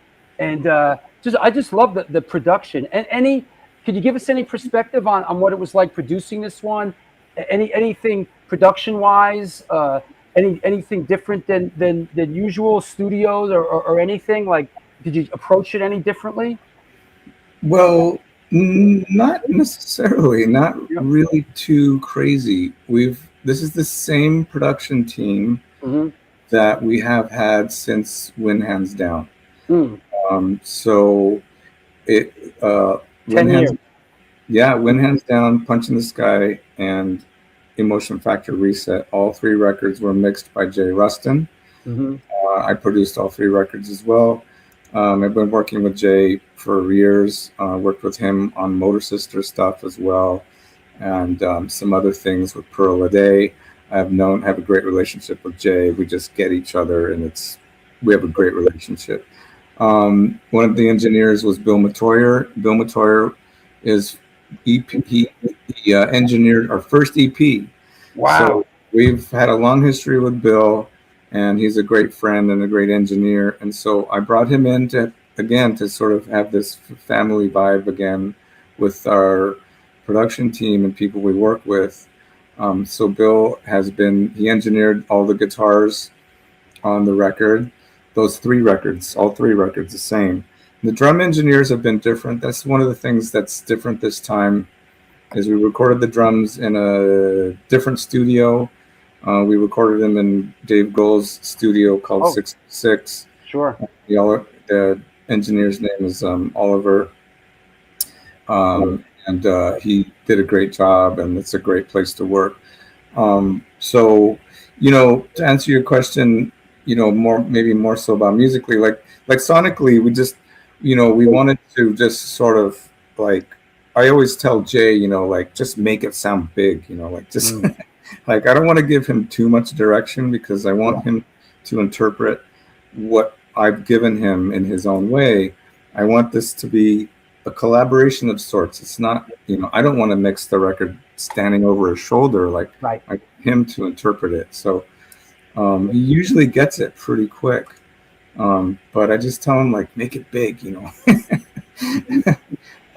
So I think at this point he knows what I'm after. And, but like, as far as the music goes and stuff, our whole thing about us is that we want to evolve. We always want to evolve. We don't want to be making the same record over and over. I kind of mentioned that earlier.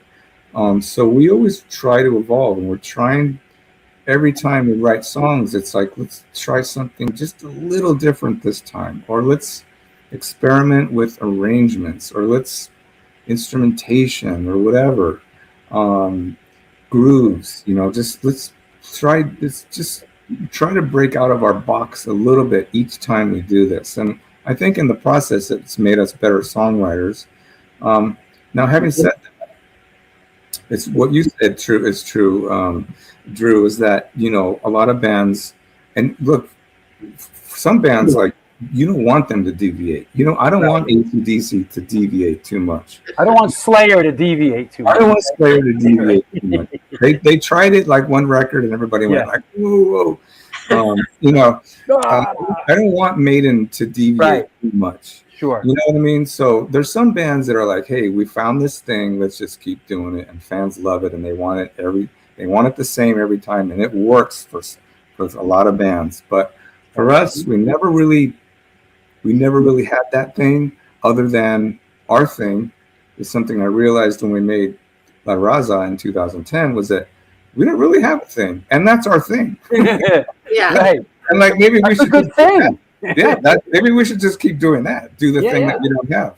Yeah. And so that was actually another freedom moment, since Symbol of Salvation. It was like, you know what? Like, we don't know anybody anything. Like, we could just do whatever we want. That's right. Now, having said that, I'm also well aware of our core fans that are there. We have a lot of fans that have been with us since day one, 1983. Loyal. Super loyal, diehards. And most of them, not all, but most of them have gone for the ride, hit or miss. Some records they love, some records they don't, but they're willing to go with us. So I always try to keep them in mind when writing new music, because I don't want to alienate them. Why would I want to do that, Right. But at the same time, there has to be a middle ground where I please myself as well. So again, going back to when we were writing for Symbol, it's like we need to please ourselves first. It might sound selfish to some people, but believe me, I'm always keeping one eye on where we come from. Our lineage is long and it's rich with a lot of history and a lot of great songs and catalog. I will never talk bad about that, or I'll never walk away from that, So I always try to keep that in mind, but I don't want to rewrite Can You Deliver? I don't want to rewrite March of the Saint over and over again. I want to do something that has elements of that, but I also want to incorporate my love for Catatonia, or my love for Foo Fighters, or my love for Ohio Players. It runs the gamut, and I don't want to have too many limitations on myself. So I think the roundabout answer to all that is that somehow we've been able to manage making music that doesn't sound like it was written in 1987. And I'm really grateful that people pick up on that, because we work hard in writing music, and I don't want it to sound like something that sounds dated, Yes. The one thing, if I could just bounce backwards to, after Symbol of Salvation, you went on hiatus, and John went on his path with Anthrax. You went on your path in Fate's Warning. When you came back together now, 10 years later, maybe 9 years later, with Revelation, you weren't the same musicians now. No. Correct? I mean, you had grown so much, and I think that made such a huge impact on Revelation and on what you've done. I mean, is that a fair assessment? Absolutely. 100%, for sure, without a doubt. John, put out 3 records in that time? Yeah. 3 records with Anthrax. He toured the world. He had so much experience, live shows, writing all those songs with Charlie and Scott and Frankie. Right. You went off to be in a progressive metal band, which was... Yeah, and then I went... I went for the Fates Warning, and I did the same thing. I played on multiple records with them in that 10-year program time frame. I learned a lot from Jim Matheos as a writer and Ray Elder, and they rubbed off on me big time. I did the same thing. I toured the world also and met all kinds of different people and lots of different experiences, and it changed the way I played bass even. When we came back to the table, the Armored Saint table, I was like, dude, I got a whole new box of tools, and you do too. And so let's do this. Let's see what can we make now, and without question, those things were a big influence on us. Absolutely. Yeah, well, you can hear it on this record for sure. I mean, the brothers, the Sandoval brothers also were off doing their thing, their life after death. It must have been like working with with a different bunch of musicians, but you were the same people.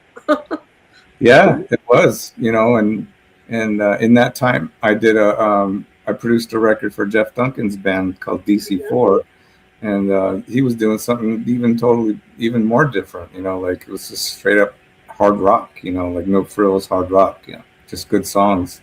And so, yeah, when we got back together, it was, we were all just sort of like looking at each other like, where do we start?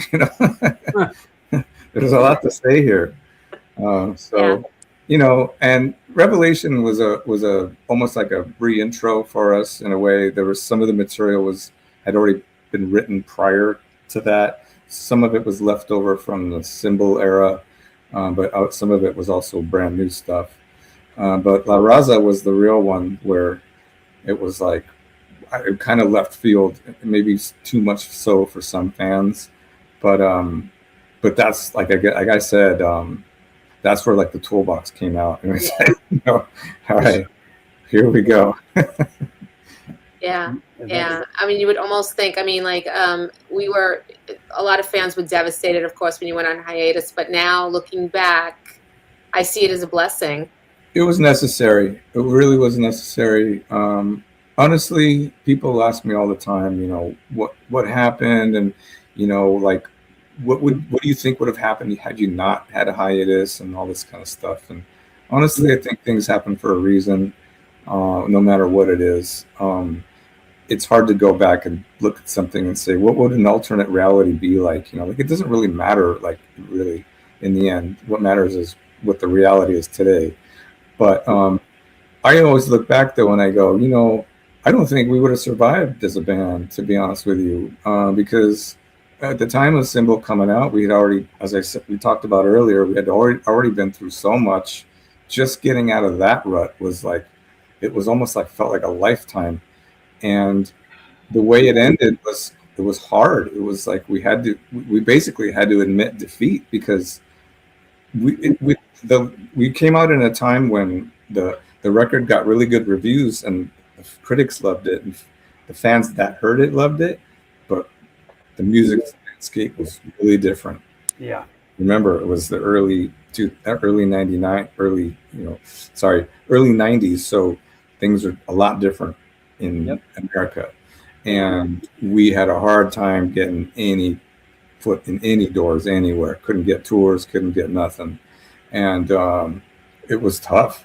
And the record sales were really, really weak, believe it or not, about a year and a half. That record was like a late sleep, like a sleeper. It did better later in life, but when it first came out, it was no one was getting it, and so we had to. And then perfect timing for Anthrax, Yeah. And then it was like, you know what, this is a sign. Maybe we should call it a day for now. And some of the guys, I was actually encouraging John to do it because I kind of saw the writing on the wall, and I'm like, I don't know how to outdo Symbol right now. I don't even want to think about writing more music right now. Yeah, like it was like I don't have it in me, and we need to take a step back. And I encouraged him to do it. He went and did it, and the other guys had a hard time with it for a while. But we all ultimately, I think we all recognized it was something necessary, and again, these are silver linings that you don't always see, Yeah, you mentioned that in a way. It's a tale we've heard many times of bands. I wish we would have taken a break. Things were moving so fast. I wish we could have taken a year off. It would have saved the band. I don't want to mention names, but you hear that often. Like, we were on a treadmill tour record and it was grinding us, and I really wish we were young, and in a way it sounds like like you said, it might have really saved your career and added a lot of longevity to you, for that to happen to you at that juncture. Absolutely. I don't think that, there was a lot of infighting at that time. And my role in the band at that time was a lot different than it is today. I had just sort of acquired this position of being the band's sort of artistic director and internal director, as if you will, at that time. So it was very early on. Dave Pritchard was more the alpha person than I am. So it was sort of more, we always looked to him for like, you know, I don't know, just musical guidance or just guidance in general. And even though he was younger than us, he just was, his personality was a little more outgoing and just like that. And I've always been the mellow kind of guy, you know, hey, whatever, dude. You know, but at that time, pulling the band back together again, we needed someone to fill that void. And I was the one, it just made sense for me to do it because I was Dave's co-writer. And so I took on the role, but it also meant taking on the role of internal leader as well.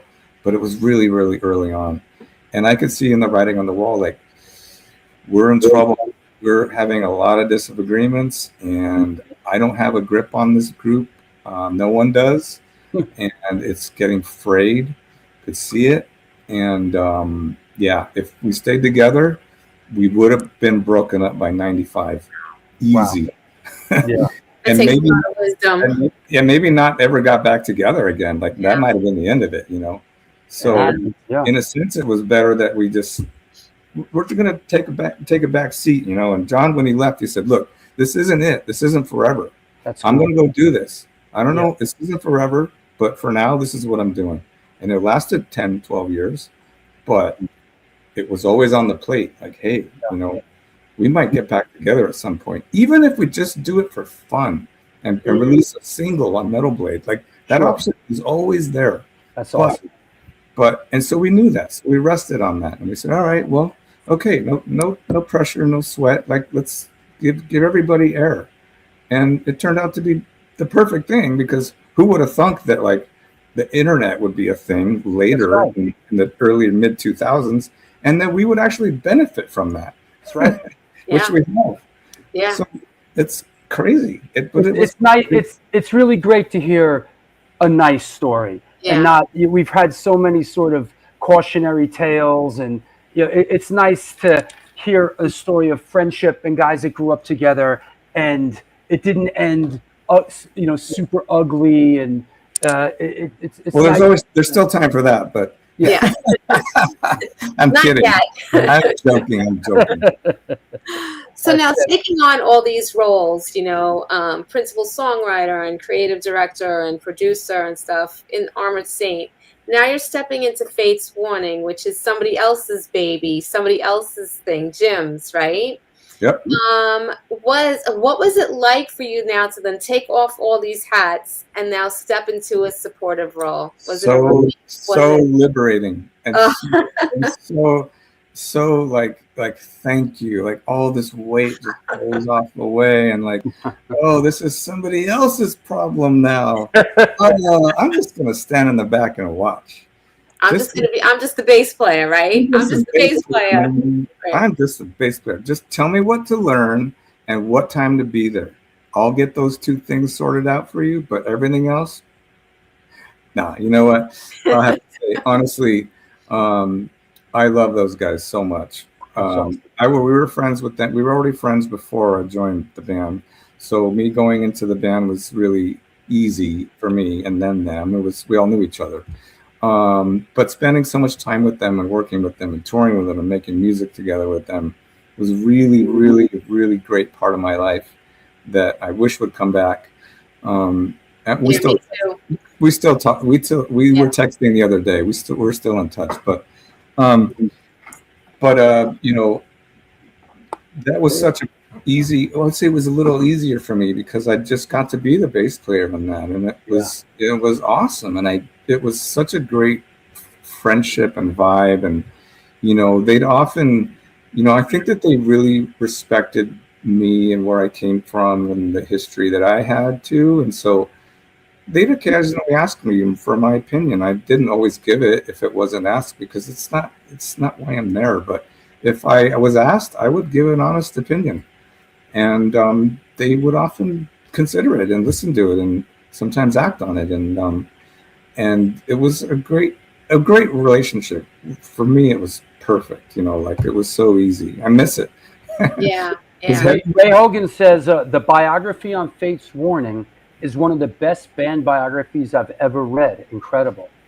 Yeah, it's by Jim Jeff. I'm sorry, the writer's name is I can't remember his last name now. I'm terrible. Sorry, Jeff. I got to tell you a quick little story. In 1988, I was the Wagner. Sorry. Excuse me? What's his name? I said Jeff Wagner. Jeff Wagner. Right. In 1988, I was the stage manager at Riverview Film Stage in Astoria, New York. And being the stage manager, you're sort of the liaison, people coming onto the stage to film. And we shot a bunch of music videos. This was during the golden age of music video. Danzig came in and shot Mother there, and just a bunch of stuff.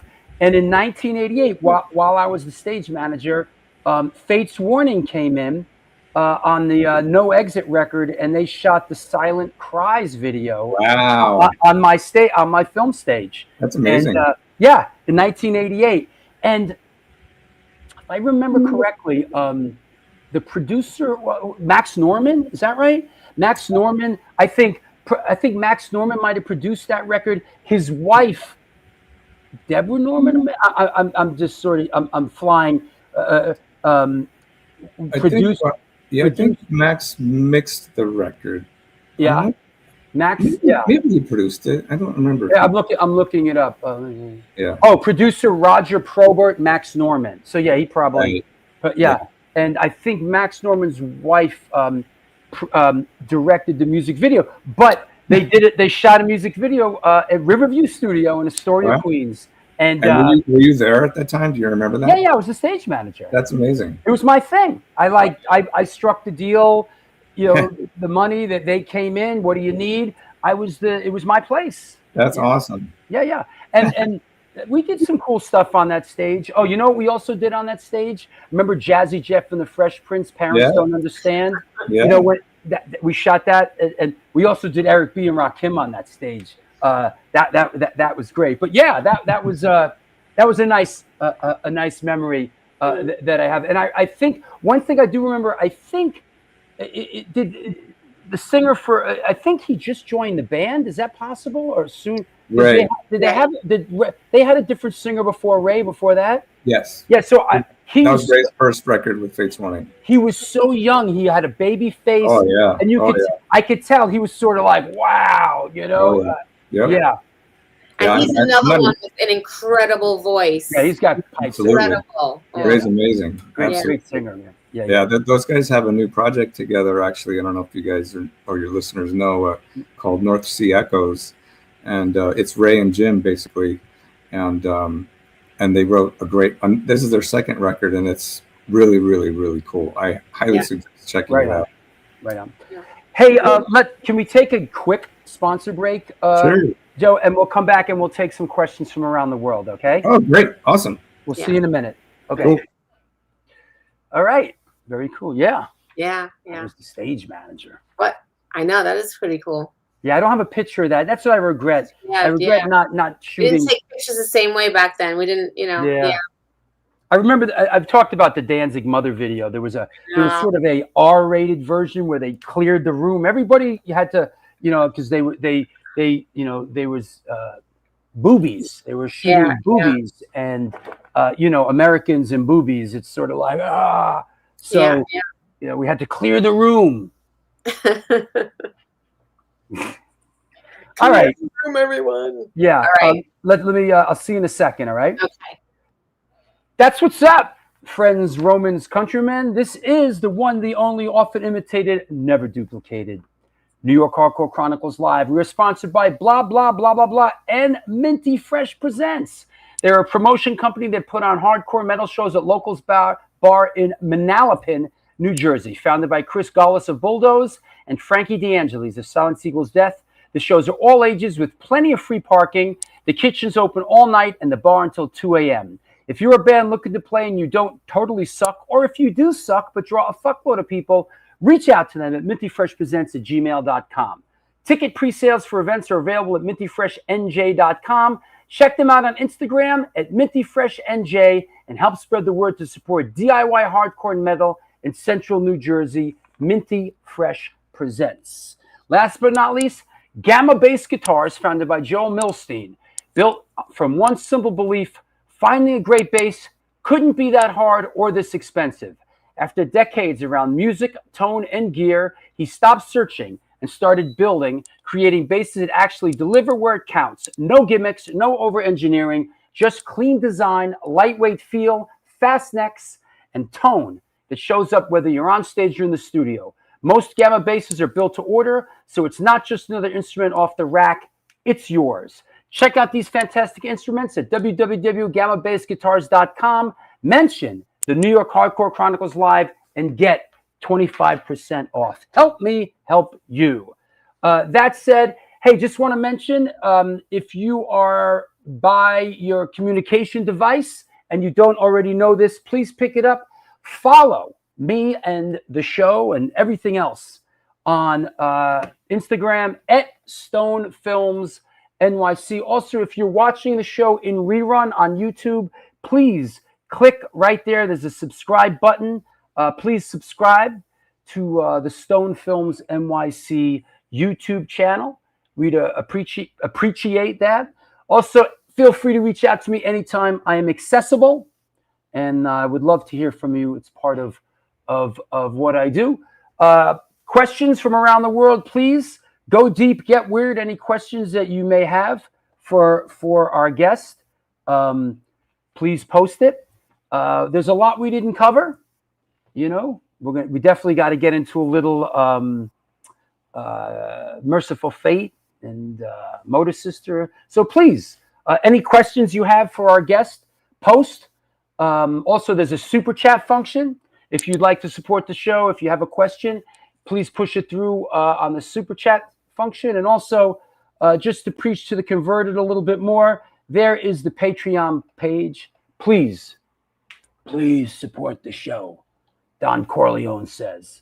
So that said, let's bring our co-hostess with the mostest back on the show. Let me clear the deck of everything else.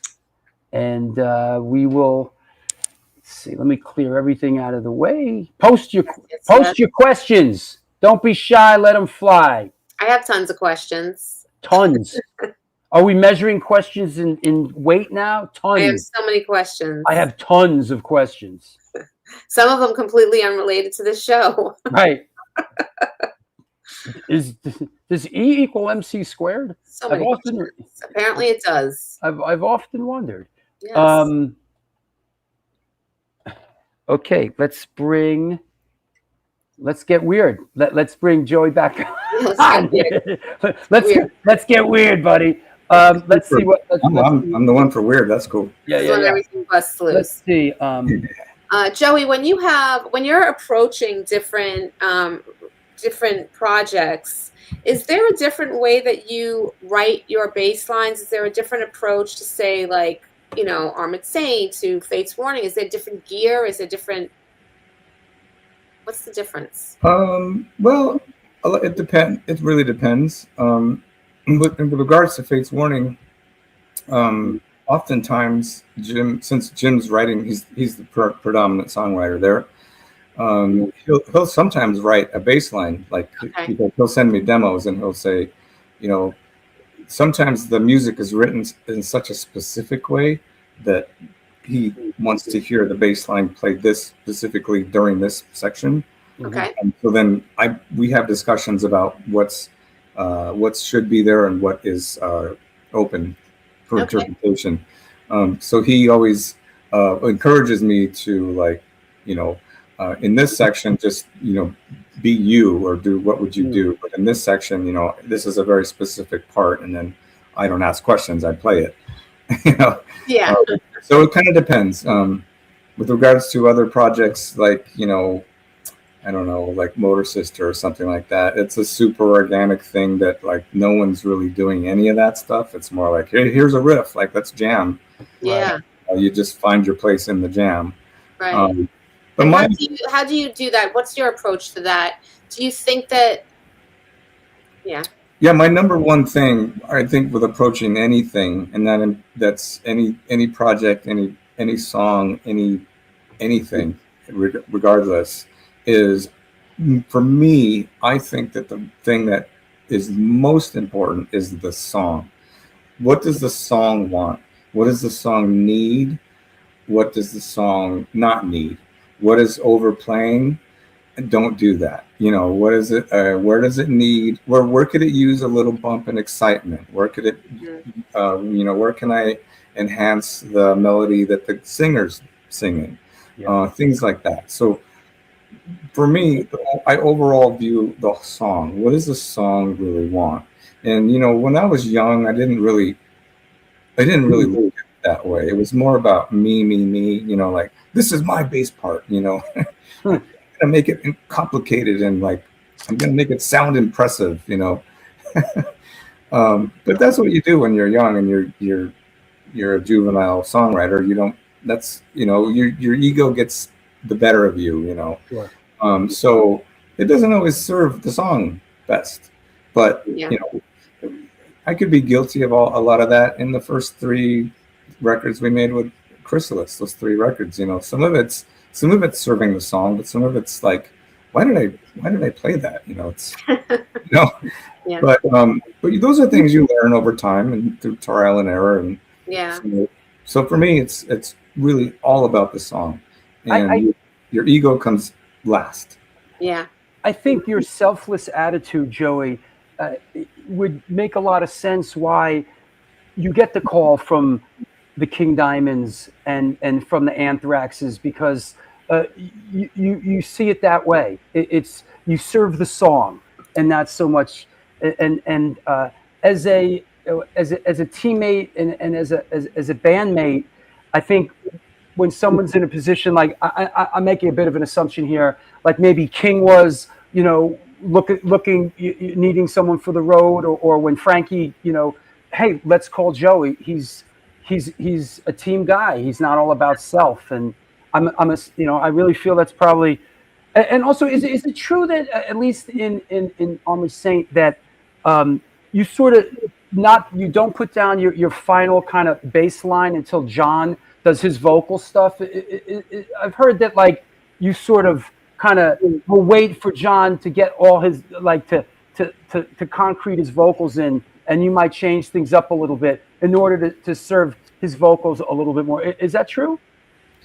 Yeah, it's true it's true. If I have a choice, that's my first choice. Yeah, is to wait and see how the song melody-wise is evolving, especially in the writing process. Yeah, sometimes it changes, So I'll wait and see how it's evolving and what can I bring to the table that's going to help it and not get in the way of that.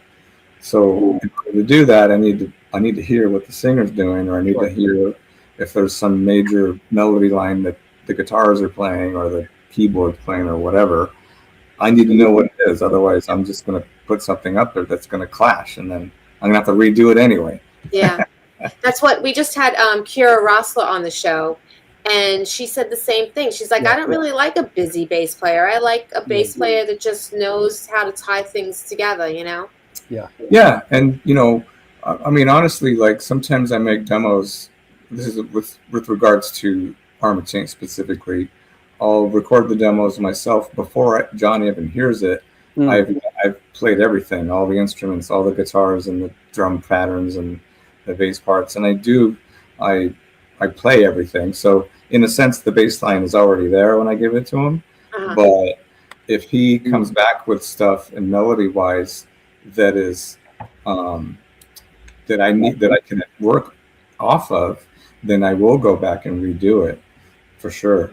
But I, as a ground rule, I think that less is more. So I agree with that comment that if I'm going to start out and I can only do my bass parts in the beginning of a session and I don't have the option to Yeah. play with it later, then I will always opt for less is more. And I'll have to try to imagine, where I can break out into something more melodic. I have to try to imagine it, but I won't try too hard because, again, I don't want to screw this up. Yeah. A good example is I've done sessions with Pearl a Day, Scott Ian's wife, and I've played on a few of her records. And, a lot of the stuff the way that they write is in the studio sometimes. Oh, wow. Sometimes things are happening off the cuff. So in that sense, it's like you really I really got to be super aware of how the song is evolving and how the song is what I think's happening melodically, and try not to step on toes, but also try to help the song move along at the same time. But even in those senses, it's in those situations, I always think that less is more. It's better to have too little than to have too much there. And the guy mixing it in the end's like, what the hell's up with this bass player? He's playing all over that place, and it's like, what the hell?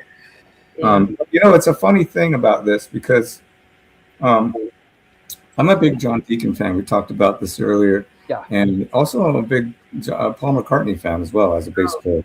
Yeah. And I didn't really realize this until more recently, the last 5-10 years. I started learning Queen songs and Beatles songs just for the heck of it. Sure. And once you get down to the nitty gritty, I've heard these songs a million times, Beatles songs and my old Queen songs. But when you start to go down and learn stuff, John Deacon was like, listen to the song, You're My Best Friend. The bass is so busy. It's like, I was like, oh my God, is he really playing that? It's like completely overplaying, but it completely works with that song. Yeah. It doesn't get in the way. It actually helps the song. And that's one of those situations where he's just like a genius. And Paul McCartney, the same thing. And he's singing for some of them too. And it's like, what? I know, right? And it's so melodic, and he's like playing. Yeah. He's kind of overplaying. And I actually read that he's originally a guitar player, so he has this sense in his head where he wants to be playing busy, a lot of notes. And in any other pop group that we would be in, that I would be in, the main writer would be like, dude, what are you playing? You're overplaying. You're playing too many notes. Sure. But not for Paul McCartney, though. Right. Hey, have you seen your Hardcore Legends trading card? Me? Yeah. No, I didn't know I had one. Well, here you go. Look at that. Wow. Oh, that's amazing. Vera Armored Saint. You got to see the back. The back is awesome. Hold on. Uh-oh. Is it me in my underwear or something? No, don't worry about it. No underwear shots. It's just that Josh, who does the cards, really does his homework and really does a spectacular job. He makes them like a baseball card. So on the back, you got all your stats. Yeah. Oh, that's amazing. Yeah. That's cool. In addition to performing music, Joey owns and operates Bridge Studios in Woodland Hills, California. Over the years, he has worked as a producer and engineer with bands like MX Machine, Power Symphony, DC4, Steel Prophet, Redemption, Mother Superior. He also worked on many of his own recordings with Armored Saint, Engine, and Chinese Fire Drill. Yeah. It's fun. Does it come with a stick of bubblegum too? It comes with that old flat nasty ass. Hey Josh, do they still make? If you're out there, they don't. Do they still make that disgusting flat gum that they used to? Yeah, probably. Every time you would bite it and it would be it would like shatter in your mouth. Yeah.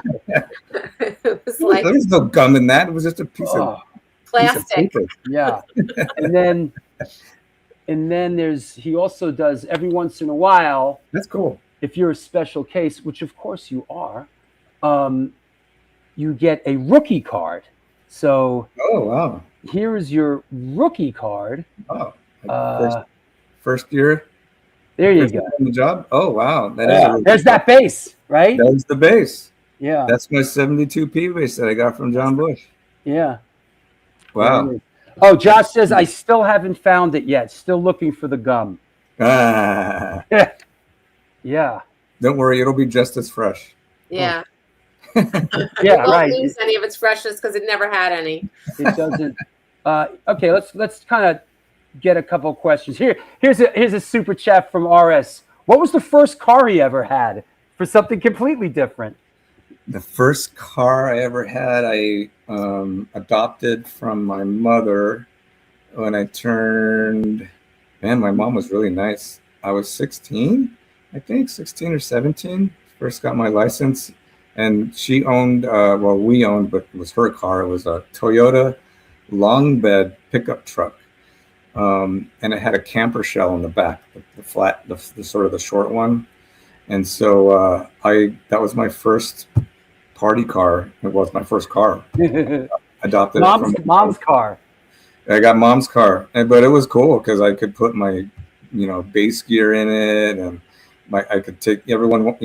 Whenever the friends wanted to go somewhere, I had the drive because I had enough room to put everybody in the back. That's awesome. A lot of funny memories in that car, actually. But yeah. Yeah, those old cars were people movers. Like my first one was a Chevy Classic Caprice Giant. Oh, that's a nice car. Yeah. That's cool. I inherited it from my dad, I bought a van. Car, got passed down, yeah. That's great. Yeah. That's a little gas guzzler there, isn't it, though, that Caprice? Oh, my gosh, yeah. And I ran out of gas a few times. On the LIE? As we all do. Yeah. It happens. When you're young, not paying attention. Yeah. Are there any songs on the new record that you're particularly excited about playing live? Oh, that's a good question. Oh, and then in the meantime, let's mention that you guys are playing live. So go on. Yes. I'll grab. Yeah, let's show up those dates and. Okay, good idea. What you talk about. We've played Close to the Bone live, and that's really fun. Yeah. And we've also played. Oh shoot, I'm having a brain fart here. Hit a Moonshot. We've also played, nice. And that's I love playing that song. It's really fun too. Yeah. Oh, and the video to that is amazing. Oh, I know. We had a really good time doing that. Yeah, everybody go see the look up the video for Hit a Moonshot. It's cool. Yeah. It's fun. It's fun. It's not to be taken too seriously, but we had a really good time doing it. Yeah. And the director, Dave Brodsky, he's a great friend of ours, and he did such a great job. He actually directed the first two videos, and nice. It was a lot of fun. Really, really. Yeah. Nice, kind of like little David and Goliath kind of theme. Yeah, a little bit of acting skills. Just trying to have fun and do something different. But I'm excited to play Every Man, Any Man live because we haven't played that live yet, and that was our third single, our third video, and that was also done. That was done by director Robert Mestas. So nice. That's a cool video, and looking forward to playing that. We're going to be playing that on the upcoming tour in Europe, which you have a graphic up here for. Yes, we're leaving. In a couple places there. Yeah, we leave in the end of this month, and we're doing a bunch of shows in Europe, a bunch of festivals, and then some shows supporting Testament. We're doing some shows with Metal Church. We're supporting Sabotage on one show, which will be great. I love those guys. They're good friends of mine. Saints never played with them. Fates Warning did a tour with Sabotage a long time ago in the States, and that was a lot of fun. And so that'll be cool to reconnect with those guys, and then some headline shows too. So it's going to be a good run, and I'm going to play some new music, and it'll be good. And then you also announced some dates West Coast with Metal Church. We are. Thank you for saying that. We're going out in November, and unfortunately, it's not going back east. It's just West Coast shows that came up, and we wanted to take them before the end of the year. And we're doing a co-headline with Metal Church. They're closing some shows, and we're closing some shows, and those guys also, we've done several tours with them before, and they're great friends as well. So that'll be fun, and that's on the West Coast, and we're looking forward to that tour as well. And we're also going to probably expand even more new songs on that run. Nice. So we're aware that people want to hear the classics and stuff, but we want to play the new songs too. Sure. Sure, So yeah. we're going to try to pepper the new songs in and out of the old classics. Mhm. Is there any? I mean, we just looked at European dates, and here's some American dates, and like through the years, are there one place or a couple places that when you see it come up on the itinerary, it's like any places that have like you're like, oh yeah, can't wait. Places that have always just had deep love for Armored Saint, or any sort of territories that just have always been like bastions of support for the band. Well, I'd be, I'd be, I'm going to be leaving some people out, of course, because no matter where we play, everybody's Sure. great for us, Yeah. and we appreciate whoever comes see us or whatever Sure. time we're in. I mean, we've just maybe because of, I'm not sure why, but we've always ended up playing a lot of shows in Germany in our careers. Mm-hmm. So we have a really large fan base in all over Germany. So Right. playing Germany is always great, no matter where we are there. Mm-hmm. And we're returning to some of the festivals that we've always done well at, like outside of Germany, like Alcatraz Festival in Brussels. I mean, outside Brussels, and also Brutal Assault in the Czech Republic. We're doing a couple new places which we've never been to, which we're eager to. We've never played much in Scandinavia at all. Mm. So we're going to be playing in Copenhagen for the very first time. A couple of shows we're doing with Testament are in Sweden, and they're also doing a festival in Sweden. So 3 shows in Sweden for us in one run is a lot. And Yeah. we've never really done that. So that's going to be exciting. That's cool. But, we always do well we do well in a lot of places that don't get to see us a lot. And that would be places like South America, Mm. Places like Greece. Oh yes. Yeah. Italy and France do really, really well there, just because we've only played there maybe once or twice in our entire careers. So every time we go there, people just go completely bonkers. Yeah. It's very cultural, I think, over there. Everybody really comes out for live music. It's incredible. Yeah. Really, And really supportive. we've been having a bit of a resurgence in the UK as well lately. In the last 10 years, we've been playing there a lot, and Right. the fan base there has been growing. UK is a little hard for us because it's a smallish country and they have seen everything. It's almost like a giant New York City or something, or Right. giant LA. Like they've seen it all, and it's a hard thing to go there and have a special night because they just see so much stuff. So we haven't had a lot of presence there in the UK until recently. In the last 10 years, we've been played there a few times, and we're also doing a festival there in the end of August, and it's in the north though, and it's called Stone Dead Festival, and that'll be a lot of fun.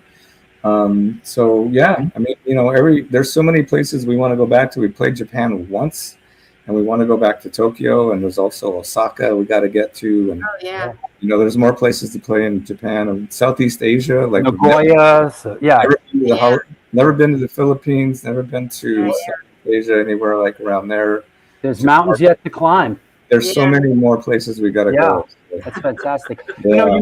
You mentioned Greece, and Stephen Messina before the show said this was the show I saw them in Greece. Yeah. In 2019, this Up the Hammers thing. I guess he was in Greece as fate would have it, and he went and he saw this. He saw you guys play this. This is a while ago, but Greece is a bastion for heavy and hard music. Yeah. But there's 2 little anecdotes about this festival, Up the Hammers. We're actually playing another Up the Hammers in 2027 in early March. So we're going back there to play again, which is great. It's a really cool festival. It's like a really large theater. It's an indoor festival. But this particular show, this one happened, looks like in 2019. Yes. So if I'm not mistaken, I was on the road with Fate's Warning, and this was a one-off for Armored Saint, meaning that we didn't have a tour booked in Europe. The band flew in from LA, played Greece, and flew back home. It sounds crazy, but I'm not sure. Not 223 says Joey had to leave FW on tour to do it. LOL. so that's the story I'm telling. Yeah, Is sure. I had to play. I was on tour with Fates. Joe DiBiase came out and filled in for me. Fates Warning's original bass player. Right. He came out and filled in for me for 2 shows while I went and did this show. Wow. And then I went back and joined them again and took over and finished the tour with Fates. Awesome. And so that was a pretty nutty thing to do. Like, I literally played one night. I think it was Cleveland or Cincinnati or something. Went straight to the airport, got on a flight that night, arrived the next morning, and then played that day in Athens. And then actually fractured my thumb. Ooh. On that show. I was so like hopped up on the energy that it was my right thumb too, actually. No, it was my left thumb. I hit my fretting hand on the fingerboard too hard. And I didn't know it at the time, but it was 4 days later, it just blew up and turned purple. And I had to finish the Fates tour with that, which was fine. There was only about a week left or something, but but I was so tired. I had to fly back and join the tour again and finish that tour, and my thumb's all swollen. And it was like, what am I doing? Like, why did we take that gig in Greece? This is like in The Godfather. This is the life we chose. Yeah, I know. And like third world problems. Like, why am I? Right. I think as we head down the home stretch here, I feel like I would be amiss to not ask any perspective on your time in playing with King in Merciful Fate. Yeah, sure. It was a blast, and it was surreal, and it was really meaningful in a lot of ways, because I became really close friends with the guys in the band in a short amount of time. And I was a fanboy. It was surreal to be on stage and look over and like be playing songs from the first 3 Mercy records. Wow. There's King singing, and there's Nick Sherman, and I'm like, and I'm here. Like, what's along this picture? Like, what am I doing here? It was a lot of fun. It was so great. So many great shows. We headlined a bunch of festivals in Europe, and we did 2 shows with Volbeat in Germany, and Volbeat's like massive over there. Yeah. So I played in front of so many people that summer, and I'll never forget it. It was a great time. Became really great friends with both King and Hank, and also Mike Weed, and also with Bjarne, the drummer.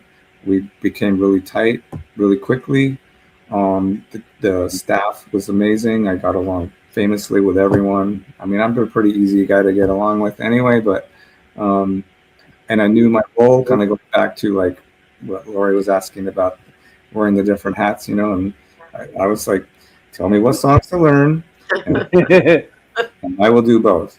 Everything else, if you want my opinion, ask it. Otherwise, I'm just here to do my job and have a good time and be a team player. I'll fill in the gaps where I see needed, but I'm not going to overstep my bounds. And sure, it was awesome. If I may ask, like, how did that come about? Did you have a prior relationship with them? Like, how did your name get thrown in the hat? I knew King from the King Diamond solo years. Armored Saint did a support slot with King Diamond in 88, 89. That was the first tour Jeff Duncan did with us, actually. Yes. And it was we were touring on the Saints Will Conquer Live EP.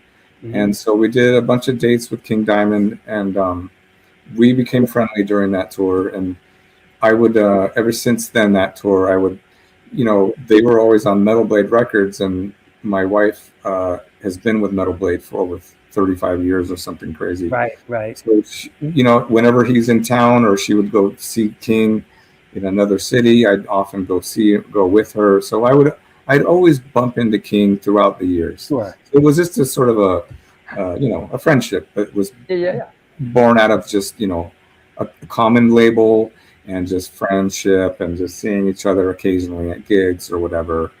And so when the time came for King, Merciful Fate was getting ready to do their reunion thing. This was pre-COVID, by the way.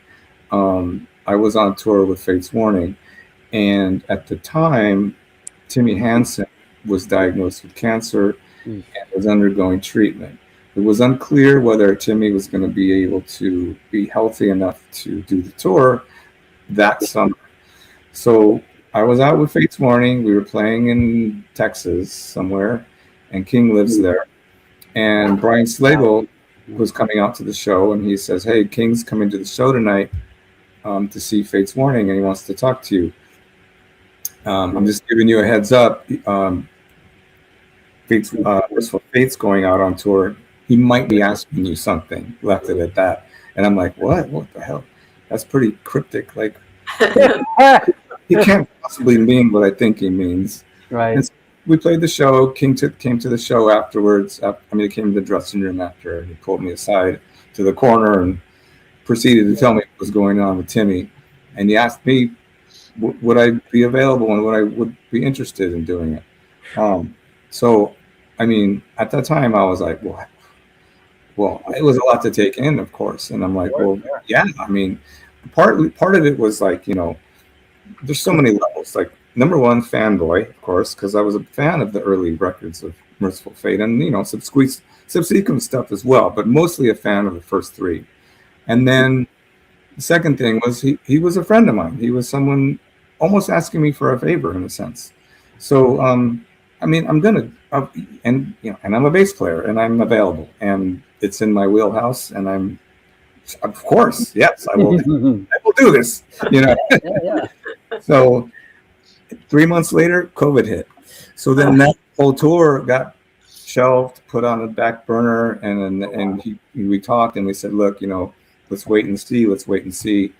And so nothing really opened up again until 21, which was when the tour that I did the summer of 21. Yep. And so, unfortunately, I was, look, I'm a big fan. I would have done it. I would help a friend and also just to be a fan away. And hey, I'm get to be on tour with these guys. But I was pulling for Timmy.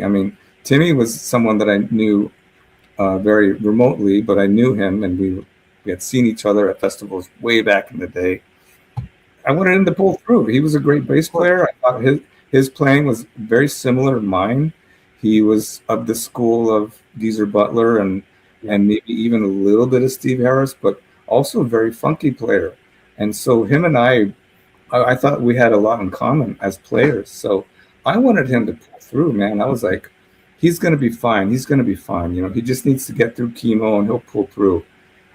And I got the call from King and it was just the worst news. Terrible, didn't want to hear it. It was like, well, shoot, I was almost sticking my head in the sand, I have to say, and I hadn't learned a lick of music or anything. I was waiting for Timmy to just be able to do it, but I got a call at the end of the year, I think it was 2020, and he says, we're going out in I think it was 4 or 5 months, now you need to do this. So I had to pull up my bootstraps and all right, it was a sad situation, and there was really no way out other than me not doing it. But why would I not do it? I was available, and I said I would to begin with. So I had to honor Timmy. I just had to honor him. So that's when I began the woodshedding. It was pretty crazy learning all that songs. They had me learn something like 23 songs, and we're talking Merciful Fate music, not AC/DC songs. This is not easy to remember. It's not hard to play, but it was almost impossible to remember all of those and the arrangements. Oh my God, it was crazy. Wow. So I made all these cheat sheets for every song that were 4 or 5 pages long. And I hunkered down, man, and I just went at it for 3 or 4 months, nonstop, 7 days. Was there rehearsals at all? Yes and no. Minimal. There was supposed to be. we were doing production. We were set up for production rehearsals in Copenhagen, of all places, and Right. the first time in Copenhagen. And I went there, and they had this giant warehouse. It was beautiful, and the whole stage was set up. The whole crew was there. Everything was there, and we were supposed to be rehearsing, like, going over the set, Right. and we were scheduled for 3 or 4 days or something. So I'm ready. I got my notes, and first day goes by, nothing. No, they worked out technical stuff, like they tweaked the monitors or something, and then they had long discussions about other things, and then I just sat down waiting, and then next day, nothing. They worked on the lights, and then they worked on the. And I'm like, whoa, are we ever gonna play? And then I was there for 3 days and didn't play one single note. And then on the very last day, everyone was there, and we went through all of the songs once.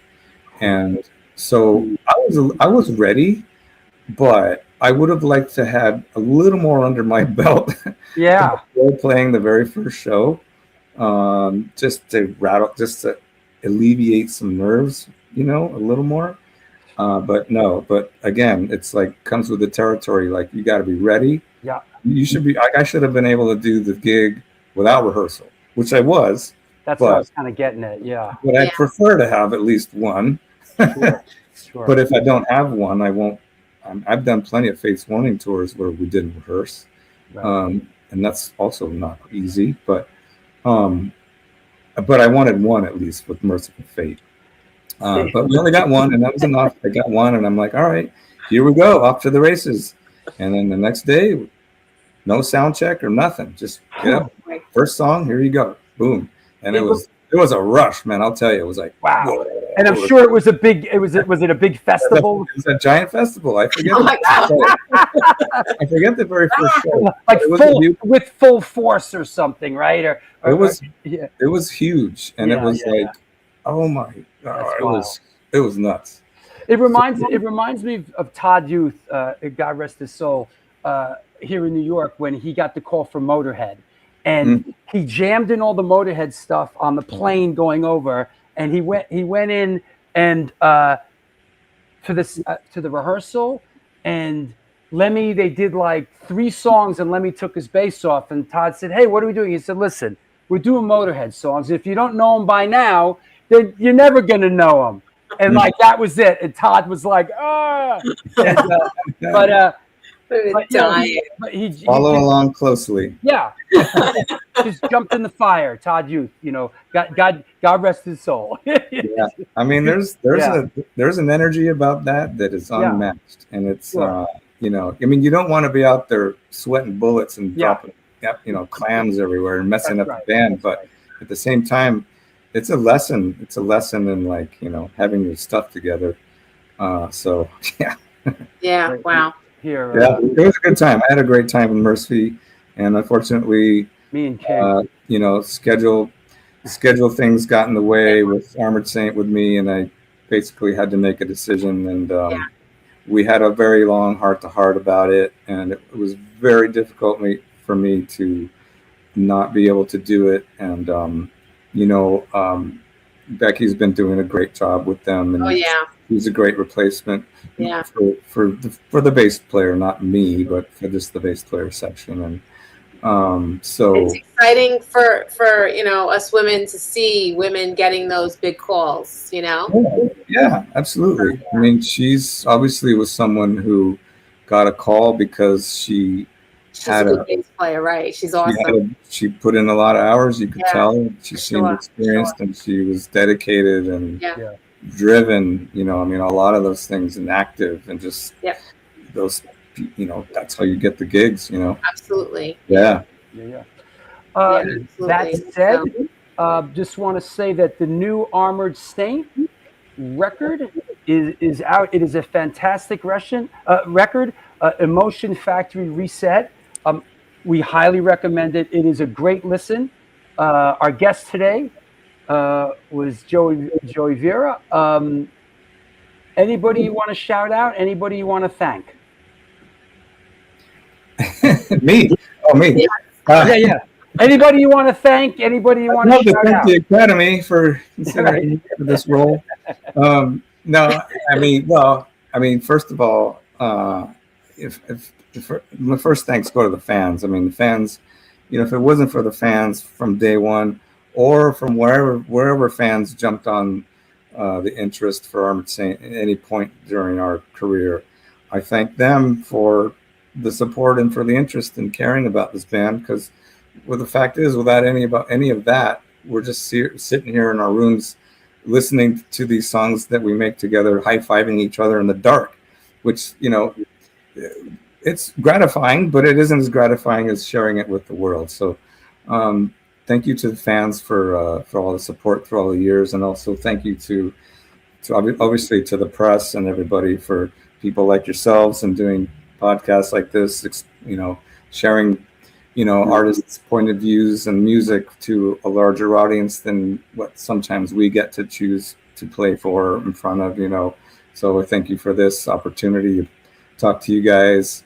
And it goes for the same for paper press, if there's any left as well, or radio, whatever you're doing. Anybody that's supporting the genre and the cause is we're a great community that started back in 1982. And it's awesome. It's stronger than ever, and I love it. I go to shows still now, and I see the crowds, and I'm just like, this is awesome. Like, there was a moment there where we thought metal's going to be dead, but no way, man. It's not going anywhere. So so thank you to everybody. Thank you to Metal Blade. Thank you, Liz Cavalera, for setting this up. Yes. Your split. Yeah, sure. So this is great. Thank you, Liz. And we got to get your wife on the show one of these days, Joey. Oh, you should. Lori's really keen. I think she'd make a great guest. So yeah, she would be. And she's like a total badass. She's been featured in a lot of articles too, and she's a woman who started out at the very bottom and kind of like unknowingly worked her way up through a company, and now she's the president of the company. And super proud of her. I watched her do it. It was crazy. She's a total badass. So she hates this kind of stuff, I have to tell you. But I'm always telling her, like, come on, you got to sing and shine. And you're always telling me to get out there. Like, you should get out there. You deserve it, And this is like super chill, super laid back. And she has so much. People do the show, and then they're like, it was amazing. I love that. Yeah. This show's fun. Work on her. Yeah. Do it. I'm gonna tell Liz to bug her. Please do, Joey. Thank you so much, man. All the best to you and your family. And when you come to here in New York, I'll come by and say hi. Yep. Awesome. I hope you do. And thank you for the time. It was a great conversation. Much appreciated. Thank you. Have a good night. You guys. Have a good one. Bye. Bye. Boom. Well, there you have it. What a great show. What a great guy. A bunch of great guys. Yeah. Fantastic guy. And just a real pro, man. It's like, it's no secret. And a very humble, gracious man. It's what makes him a great bass player. Yeah. Right. It's like that, Yeah. Yep. And of course, I alluded to it. I said it, but it's no secret why he got the call for to fill in for Anthrax and to fill in for Merciful Fate and to play in this band and to play in that band. Millions of other bands. I mean, and the guy can he can shred, but he's just like, no, I'm just serving the song. He's not. He doesn't make it about himself. Nope. In other words, he's not in the genre of hardcore. Where exactly. Everybody's out for self. Me, self. This is a good comment. He's the best. Yeah. You'll never hear a bad word about. Yeah, right. Thank you, Not223. Thanks for being so interactive on today's show, and we'll see everybody again 1 week from today with Joel co-hosting. We got Bob Burt on the show, and then a couple other things coming down the pike. It was a great show today, Lori. Thank you so much for lining this up. And we gotta thank Liz, and we gotta get Woody from COC on, and we got to get Joey's wife on. We got to get Tracy. Yes. We got to get Tracy. We got to get Tracy too. on. So yeah, Yeah. hoping Cool. to get her on. All right. I'll talk to you in a bit. Okay. Thanks a lot, everybody. That was fantastic. It was a little bit. It was 2 weeks. It's the longest we've gone without seeing each other. So it's nice to be back. We'll see you in a couple days. Thanks for all your support, everybody, man. I can't say thank you enough. Till next time, do good things, and good things will come to you.